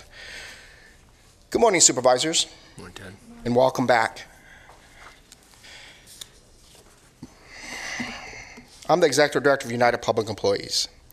UPE represents over 3,500 men and women who work for Sacramento County. We are here today to voice our concerns on the current contract negotiations. We have been bargaining up to 5 months now with the county, and it has become quite evident through the county's negotiators that the county disvalues employees in both the 005 and 08 bargaining unit. Our perception was solidified when the Director of Labor Relations stated to the 005 negotiation team, mind you, that these have the lowest paid county employees in the bargaining unit, that the county is perfectly fine in not being the best. Sounds like you guys want to be the best to your business partners here. But when it comes to your employees, no, they're not interested. They're not interested in being the best county employees or best paid county employees. And quite honestly, that explains the county's position on many of our proposals. And to add insult to injury, the county, and I got this confirmed today by DHA, the county has now taken away the 2.5 differential from our OAs and DHA, which is known as application registration.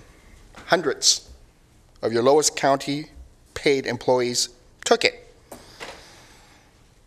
Their justification, the counties, is that the contract has expired and so too does this differential. But I must remind you that this was negotiated in 2006 with language in there that the county had the ability to remove in 2013. And in 2013, we didn't have a successor agreement when that contract expired. We did not reach one until January 2014. They didn't take it then. Then they want to come back and say, well, we didn't have a contract extension. And this is the problem. When I met with your county exec, and he hit it right on the nose, there's a communication problem at the table. Your negotiations aren't there to negotiate it. I stated straight to your Director of Labor Relations, we were willing to extend this contract day to day to maintain labor peace. Crickets from him. Now, during the life of these two contracts, the County of Sacramento has restructured on how benefits are processed in DHA, added specialized units in Health and Human Services, and went as far as restructuring its own organizational chart, which established the Public Works and Infrastructure Agency. A new Deputy County Exec position was created, and numerous departments now report directly to the County Executive. Mr. Samara, you're at 3 minutes. All in the guise, oh, then let me just go off script here. Okay. Value your county employees. We come to the table to compare apples to apples with jobs. No surrounding counties do what your workers do here as part of either restructuring, DHA, the USBRs over in Cubs do way more than the city of Sacramento do. The office assistant's job has evolved to greater than when it was originally intended to be. And that's across the board. The county comes back and says, you could take an office assistant, take him from DHA and place him over to the Department of Probation. Really? Not without any complex and specialized training. You created specialized units over in DHA, DHHS. Many of you champion, such as the homeless program, Black Child Legacy, sex trafficking of minors, fraud unit, and these are just to name a few. It's unfortunate that many of your employees in those lower paid classifications are eligible for general assistance, welfare. And it's undawned upon your negotiators, but they don't even know what they do. When we provide documentation after documentation to them in regards to how their job has evolved. And these workers behind you do it open-heartedly to assist the most needy in this county, to provide those services, and which you all get credit for. And we ask for them to be compensated fairly. I won't take any much more of your time. I appreciate the 2 minutes. I'm quite surprised these folks that were before us didn't have 2 minutes. You had 5 minutes. The 5 minutes. Janine Lopez.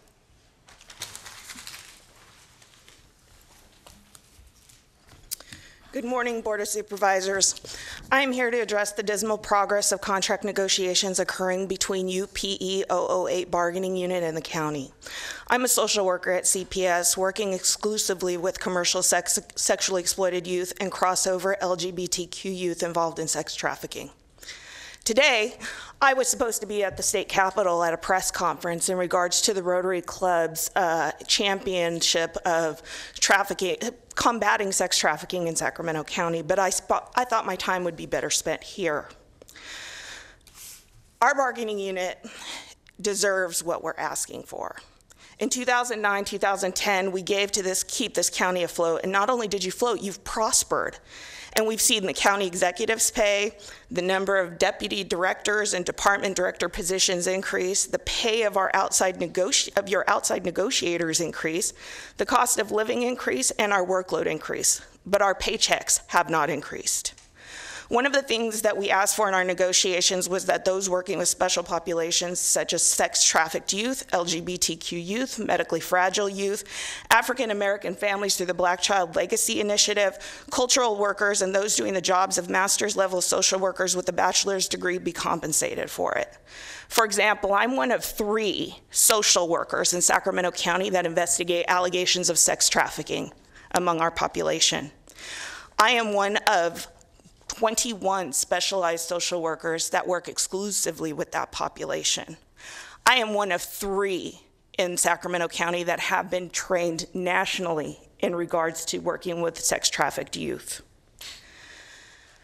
Last week, being only the 2nd week of the month, I was the only worker available in Sacramento County to provide support for those families coming forward to CPS needing investigation for sex trafficking. I was the only one for 2 weeks. I received 83% of those assignments. Could you wind up your comments, Ms. Vang? Can I continue? If you move towards winding it up. Okay. You're over your 2 minutes. Okay. We have helped in the criminal prosecutions of exploiters. We have rescued youth from motel rooms and from the streets. We have provided services and safety to those families to avoid them being needed to be brought into care. We deal not only with dependent youth of the family court, but the delinquency court and non-involved youth in your communities. We have been there through the bad times with these youth, and oftentimes we are the only voice for these youth. And truly the unsung heroes for those youth are our family service workers and our child development specialists. Could you wind up your comments, please? Actually, I'd like to hear the balance of what she has to say. I just point out we had a 2-minute limit and she's at 3. I understand, but you got a member of the board that wants to hear the totality of what she has to share. Thank you, Supervisor Cerna. They are in our trenches with us, but they are not valued at all by their employer, and they make little more than the starting wages as an 18-year-old would at Chick-fil-A, and that is at the top tier of their pay scale in Sacramento County. We are being told by Don Turco and through him, Robert Bonner, that you, the Board of Supervisors, don't care about the work we do and the positive outcomes we have, that you don't care about the long hours, the emotional work of sitting with the youth, having traumatic flashbacks while coming off of heroin or methamphetamine, while sitting in an office or the lobby of the placement services, because we can't have them around younger children because they pose a physical danger to them. We are doing our damnedest to keep them out of facilities like the Children's Receiving Home, where they are equally at risk of commercial sex trafficking due to the location and their own facility limitations. We are not alone in this problem in our community, but through the uniqueness of the work that your social workers, your family service workers, and your child development social specialists are doing, we are making progress in this battle against exploitation of our youth in this county. These are your future constituents. These are the people that will be taking care of you when you are too old to care for yourself. Knowing that Robert Bonner doesn't care about the employees of Sacramento County is not a new thing. We knew that during the prior negotiation cycle when he showed up in a brand new Jaguar while we were fighting to bring back people from layoffs and giving his negotiation team rides before they had to come in and beg us to allow them to involuntarily transfer social workers to the CPS Court Investigations Unit because of the fact that people were quitting because the work was too hard. His smugness has not been forgotten. Just now, he has Don Turco as his puppet dancing in our negotiations because Robert Bonner is too afraid to face this bargaining unit again. The bargaining unit has voted to strike this county if movement does not occur during our negotiations. Our members are willing and able, and unlike other units or other unions, the Janus ruling does not scare us, which is a tactic that Robert Bonner used the first day back at negotiations after the Supreme Court ruling.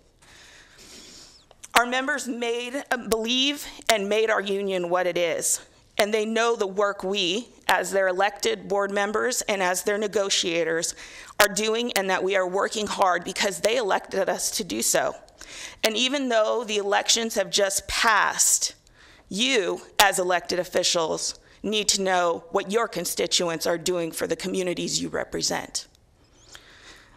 If you want educated, trained, and a faithful workforce to remain in Sacramento County, you have to be competitive. The state and other counties are heavily recruiting for your staff, even to the point of negotiating wages.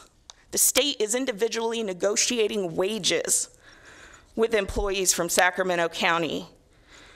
These are going to be your soon-to-be former employees. We will not sit by and have compensation for our members pushed aside because Ann Edwards wanted another deputy director because other directors had more than her.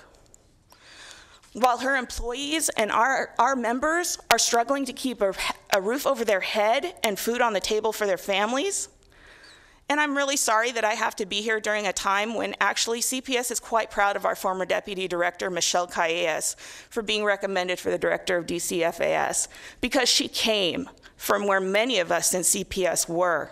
But soon she may be returning to her roots if we strike, and she may have to work those intake lines and supervise those visits, find those placements, and write those court reports because our members are ready to walk in order to show you what they are worth. Thank you. Thanks. Ernestine Stoddard.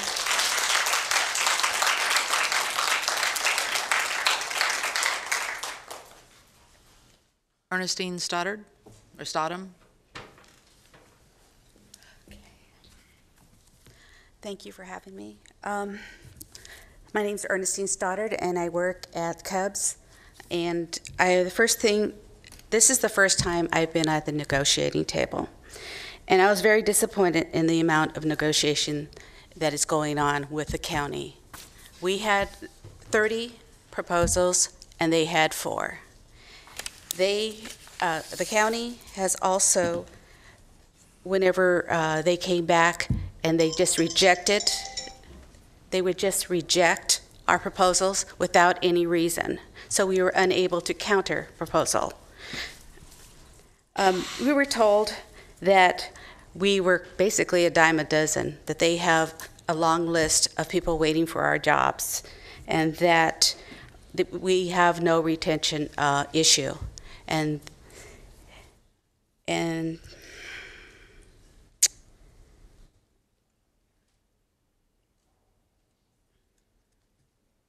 we were also told that there was over 200 vacant positions, which the departments are still receiving revenue for.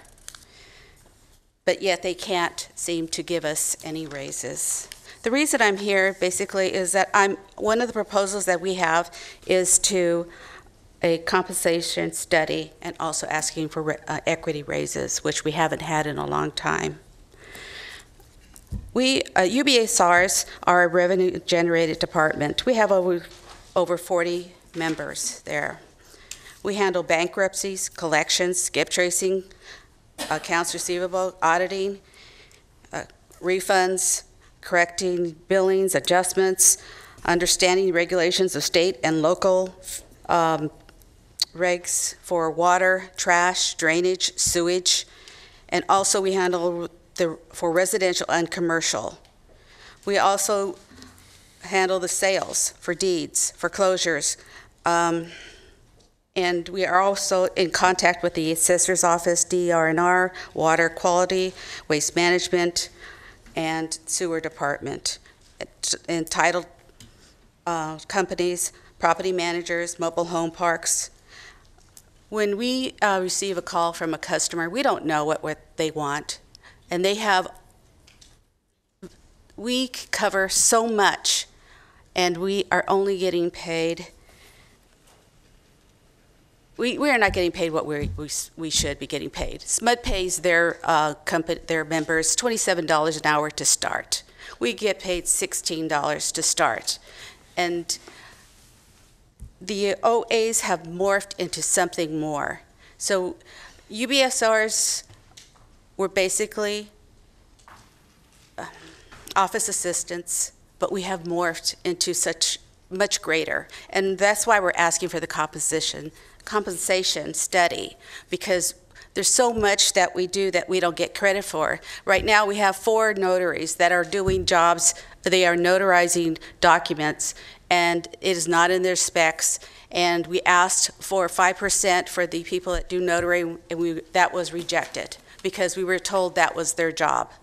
Okay, Ms. Stott, excuse me. Mr. Antoli has a question. Yeah, Ernestine, I didn't let you finish, but I wanted to ask you, in your comments, you said this obviously has been your first time at the table, but you said that your takeaway, or it was said that there are folks waiting, and that you and folks that work in those positions are a dime a dozen. Is that a quote? What he said was that there was no retention problem, and that he has over 1,000 people waiting for our positions. Okay. That's what he actually said. That's what he said. He didn't say that. Yeah, I get the essence of what you were saying. I just wanted to be, again, I took what you said literally. I wanted to be sure about it. Okay. Yes. Okay, thank you. Okay, thank you very much. Okay, Thanks. thank you. Michael Collins?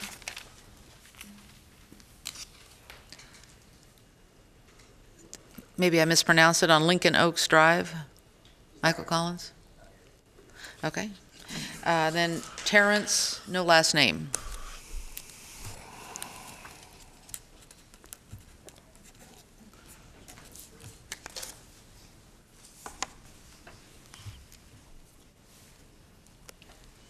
Thank you, Board, for having me. I represent the family service workers, and just like Janine was saying, we have not received the equity for almost as long as I've been here, and that's been over 18 years. The job that we do as family service workers is critical to this department. We transport almost every child in this county within the department, ranging from medical, which includes dental, all that stuff, emergencies, which includes if the kid gets a twisted arm or a cut on their arm, we transport. We transport kids to court, to anything. I mean, anything and everything that the department puts a referral in and asks for us to transport. We do that. We do supervised visits with the parents. The parents come, we make the arrangements, we do the scheduling, and we do the visits. We see parents once or twice a week, every week. We carry in the neighborhood of 10 to 12, well, they don't call them kids, but there are cases because there are referrals and stuff like that, and we do that on a weekly basis. That's a minimum of 40 to 65 cases that we're doing a month each on an average. nobody can say, maybe except for your negotiating team, that we don't do anything, that we're babysitters. I tell you what, if you or management or something like that was to go and try to do all the stuff that we do, you'd be going, there is something wrong with this situation. We need to make a change. If you guys were to say, okay, we don't need workers, we're going to just get rid of that process, guess what? You'd have a mass exit. Because the social workers would not be able to step up to that plate and do all that. It's too much. And the only thing we ask for is to be compensated. That's what we're asking for. We're not asking for a pie in the sky or something like that. We're asking the board to go back to communicate with the negotiators and say, hey guys, step up to the plate. That's what we're asking for. Because we've already proven that we are out there doing the work. That's one thing you can guarantee. We also have a process which we do baby patrol. Could you wind up your comments, Mr. or Baby Terrence? Patrol is, thank you. Baby Patrol is our after-hours on-call piece. Half the county shut down after 5 o'clock or whatever. We're still out there going, meeting law enforcement, meeting with the social worker at the scene, and transporting children to the hospital or to placement or to CPSU to be held there. Please wind up your comments, Terrence. So we are, again, just throwing out there what we do, you know. If you were to look at a case plan, we do almost half the social work caseload, but only we do it physically, and that's what we do. So, thank you. Thank you. Thanks, Terrence. Richard Reeve. And then James Starr.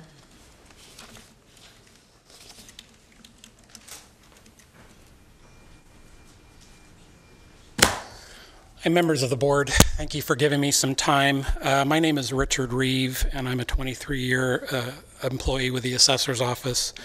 And I'm here to represent the 005 bargaining unit, and I'm also a member of the board of directors. I'm sure you've heard the news lately about, fact one just came out a couple days ago, inflation. Inflation has now erased all wage gains in the United States. And more news, Sacramento County is among the least affordable places to live in the nation right now. And, you know, nobody can really afford an apartment in this town on minimum wage. And that's exactly what Labor Relations is asking many of our members to compete with that are making $16 to $17 an hour right now. As you know, the California minimum wage is rising. And by the end of this contract, they're not going to be too far off of that minimum wage. And right now, quite a few of our members qualify for SNAP. And that shouldn't be acceptable to this board. We, you know, to mirror what Janine said, we're finding the same frustrations in our negotiations with Labor Relations. It comes off as they don't care. We've presented an MIT study and a few other studies about the actual living wage that you need to make in Sacramento County as support for our wage increases, and we get crickets. We get nothing. We get nothing but no. And we're tired of sitting here every meeting with Labor Relations not having any answers to our wage increases, our COLAs, our equity increases. And, you know, we took a huge hit in the last recession, and we have 227 positions that are not filled right now. Where is that money going? Well, part of our negotiations, one of the members negotiating for the county, she got a deputy director position created for her. I think that's where that money's going. It's going to management. It's not going to the workers.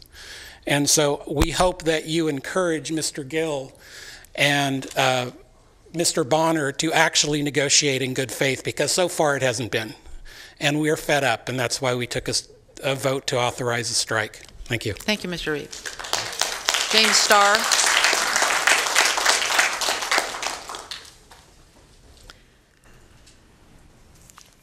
James. Good morning, members of the Board of Supervisors. My name is James Starr. I'm a member of the UPE 008 bargaining team and a 33-year employee of the Department of Human Assistance.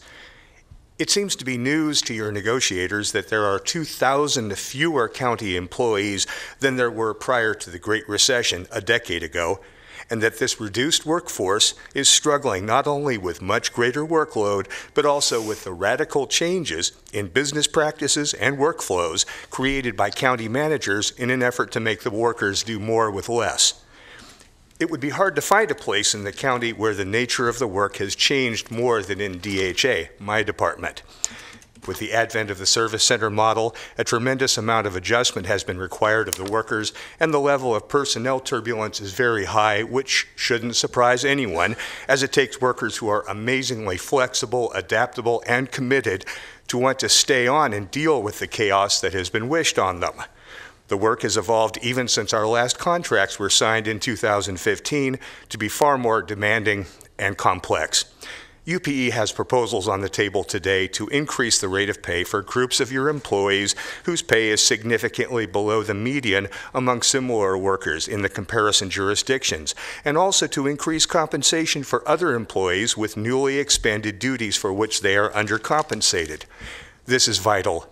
Your workers look to you for fairness, and they've been waiting for fairness through 5 months of negotiations, but they won't wait forever. We've gone out on strike before when we had to. Please don't make us have to. Thanks, James. Thank you, Mr. Starr.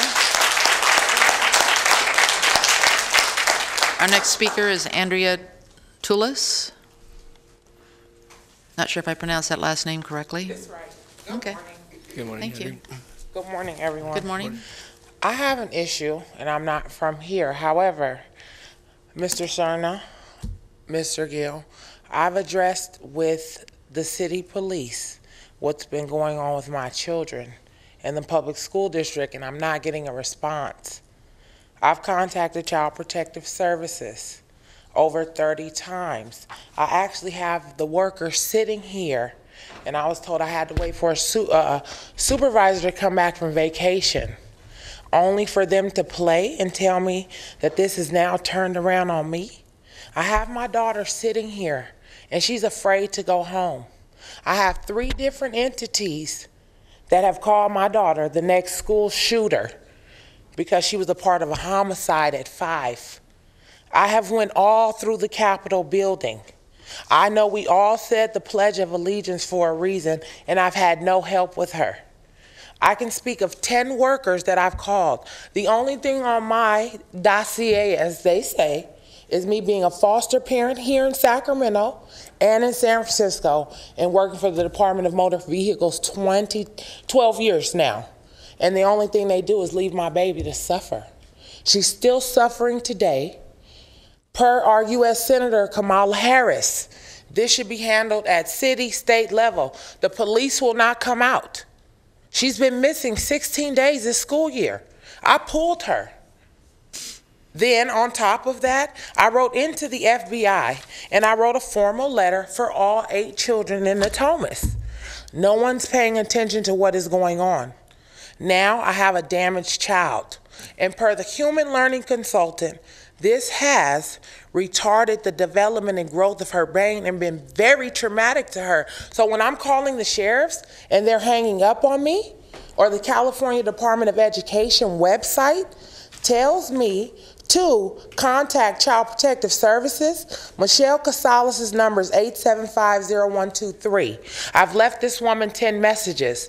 I called Mr. Acalino, who's here now, only for Sonia Gomez to say, well, I must make contact with the child. Why when my child's afraid? Because Natomas had no diversity. They did not have to do that and bring that back up into the child's life. Child has ADHD. Lawsuit comes out Friday. We have kindergartners that have been suspended 60 times and boys and girls pushed out due to being criminalized for behaviors associated with ADHD. The child has no disabilities, but she has no protection or help because Natomas failed to adequately refer her over to the regional center. CPS has basically wanted me to get off their back, I guess. Susan Anderson on Ms. Buzz. Tullis, I'm wondering if the county executive could suggest, I don't think we can help you with the city police because they don't work for us. No, what I'm saying is I've climbed up the chain of command to Cal OES because my daughter's in distress and no one has helped her. I have paperwork saying she's been sexually harassed and I have now a charge because they've had her in a self-contained class when she has no disabilities, but no one will help? Well, I think someone here maybe Mr. could Cerna, sort I reached out out to your office in October of last year. I've never gotten a response. Child abuse is okay within the school district? Well, you're here today, and so is our CEO. What I would suggest is I don't know if there's more speakers. No. Okay. What I suggest is let the gavel come down so we can break we do have more speakers, it appears. No, I don't have any more speaker sheets. Once the hearing is done, gavel comes down, I suggest you remain here, and I think what the chair was going to suggest is that you get Mr. Gill's card so that we can close the loop on this. Okay, because I did start with Howard Chan, the city, and Angelique Ashby. Someone will help you sort out who you should be talking to. It's confusing to hear it from here. Okay, is there another speaker? Okay.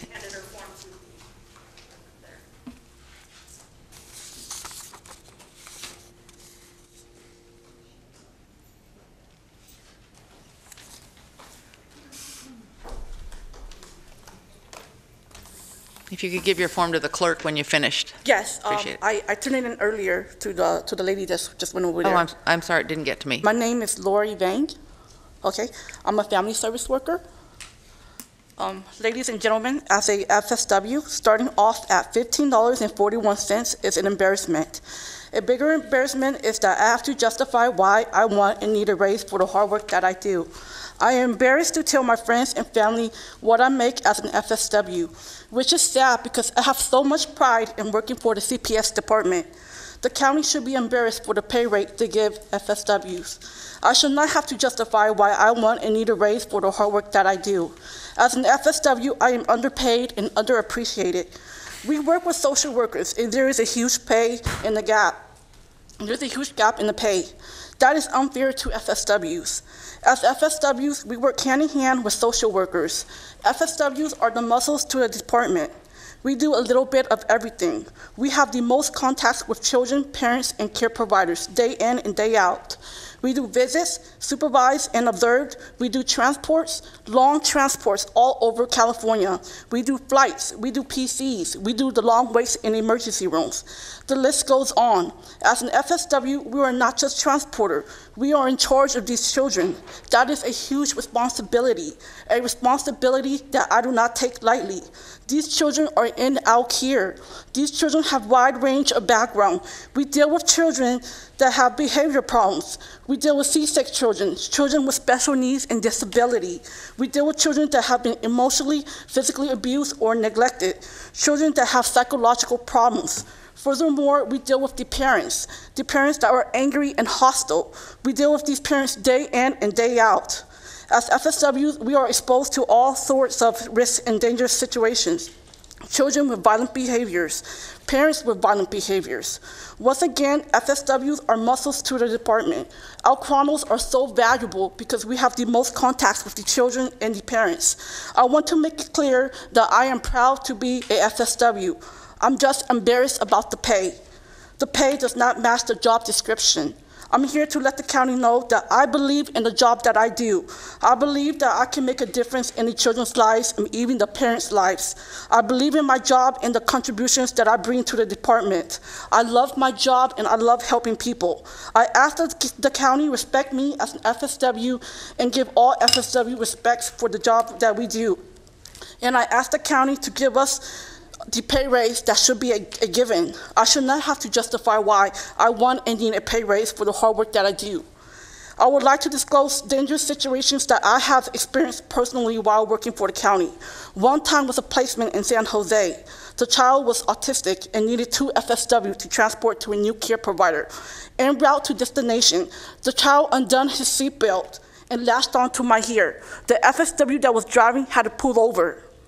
Another incident. Could you please wind up your comments? Okay, another incident, the child required 2 FSW to transport back to the child receiving home. The child was very combative, threatening to hit us. He was throwing punches and kicks. He was also spitting and tried to break the window. I sat in the back in the car with this child and tried to calm him down. I was able to calm him down. When we got to the child receiving home, he took out a pocket knife and he wrapped a chain in his fist. This is just to show that as FSWs, we are exposed to all sorts of risks and dangerous situations. I ask again that the county show respect for family service workers. We deserve a pay raise. Thank you. Thank you. Kazi Bauer.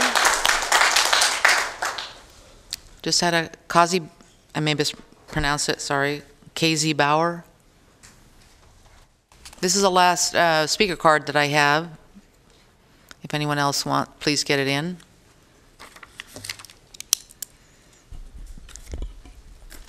Good morning, Board of Good morning. Supervisors. Morning. My name is Casey Bauer. I'm a family service worker with Sacramento County CPS, and I've been in this position for a little over 2 years now. And as many of my coworkers have pointed out, it is important work that we do, and they've kind of touched on the types of things that we do day to day. One of the things that I believe often gets overlooked is the tremendous risk in our job. It's kind of a running joke that we're glorified babysitters or glorified chauffeurs for the children in the foster care system. But the children are not the only people that pose a risk in our work each day. Our parents do as well, and so does the general public as we go out into communities to do protective custody calls. And I personally have numerous friends and family that work for our local law enforcement and Sacramento Police Department. And on many occasions, I've had the officers say to me personally, and I know to other coworkers of mine, that they would never do the job that we do without carrying a weapon on them.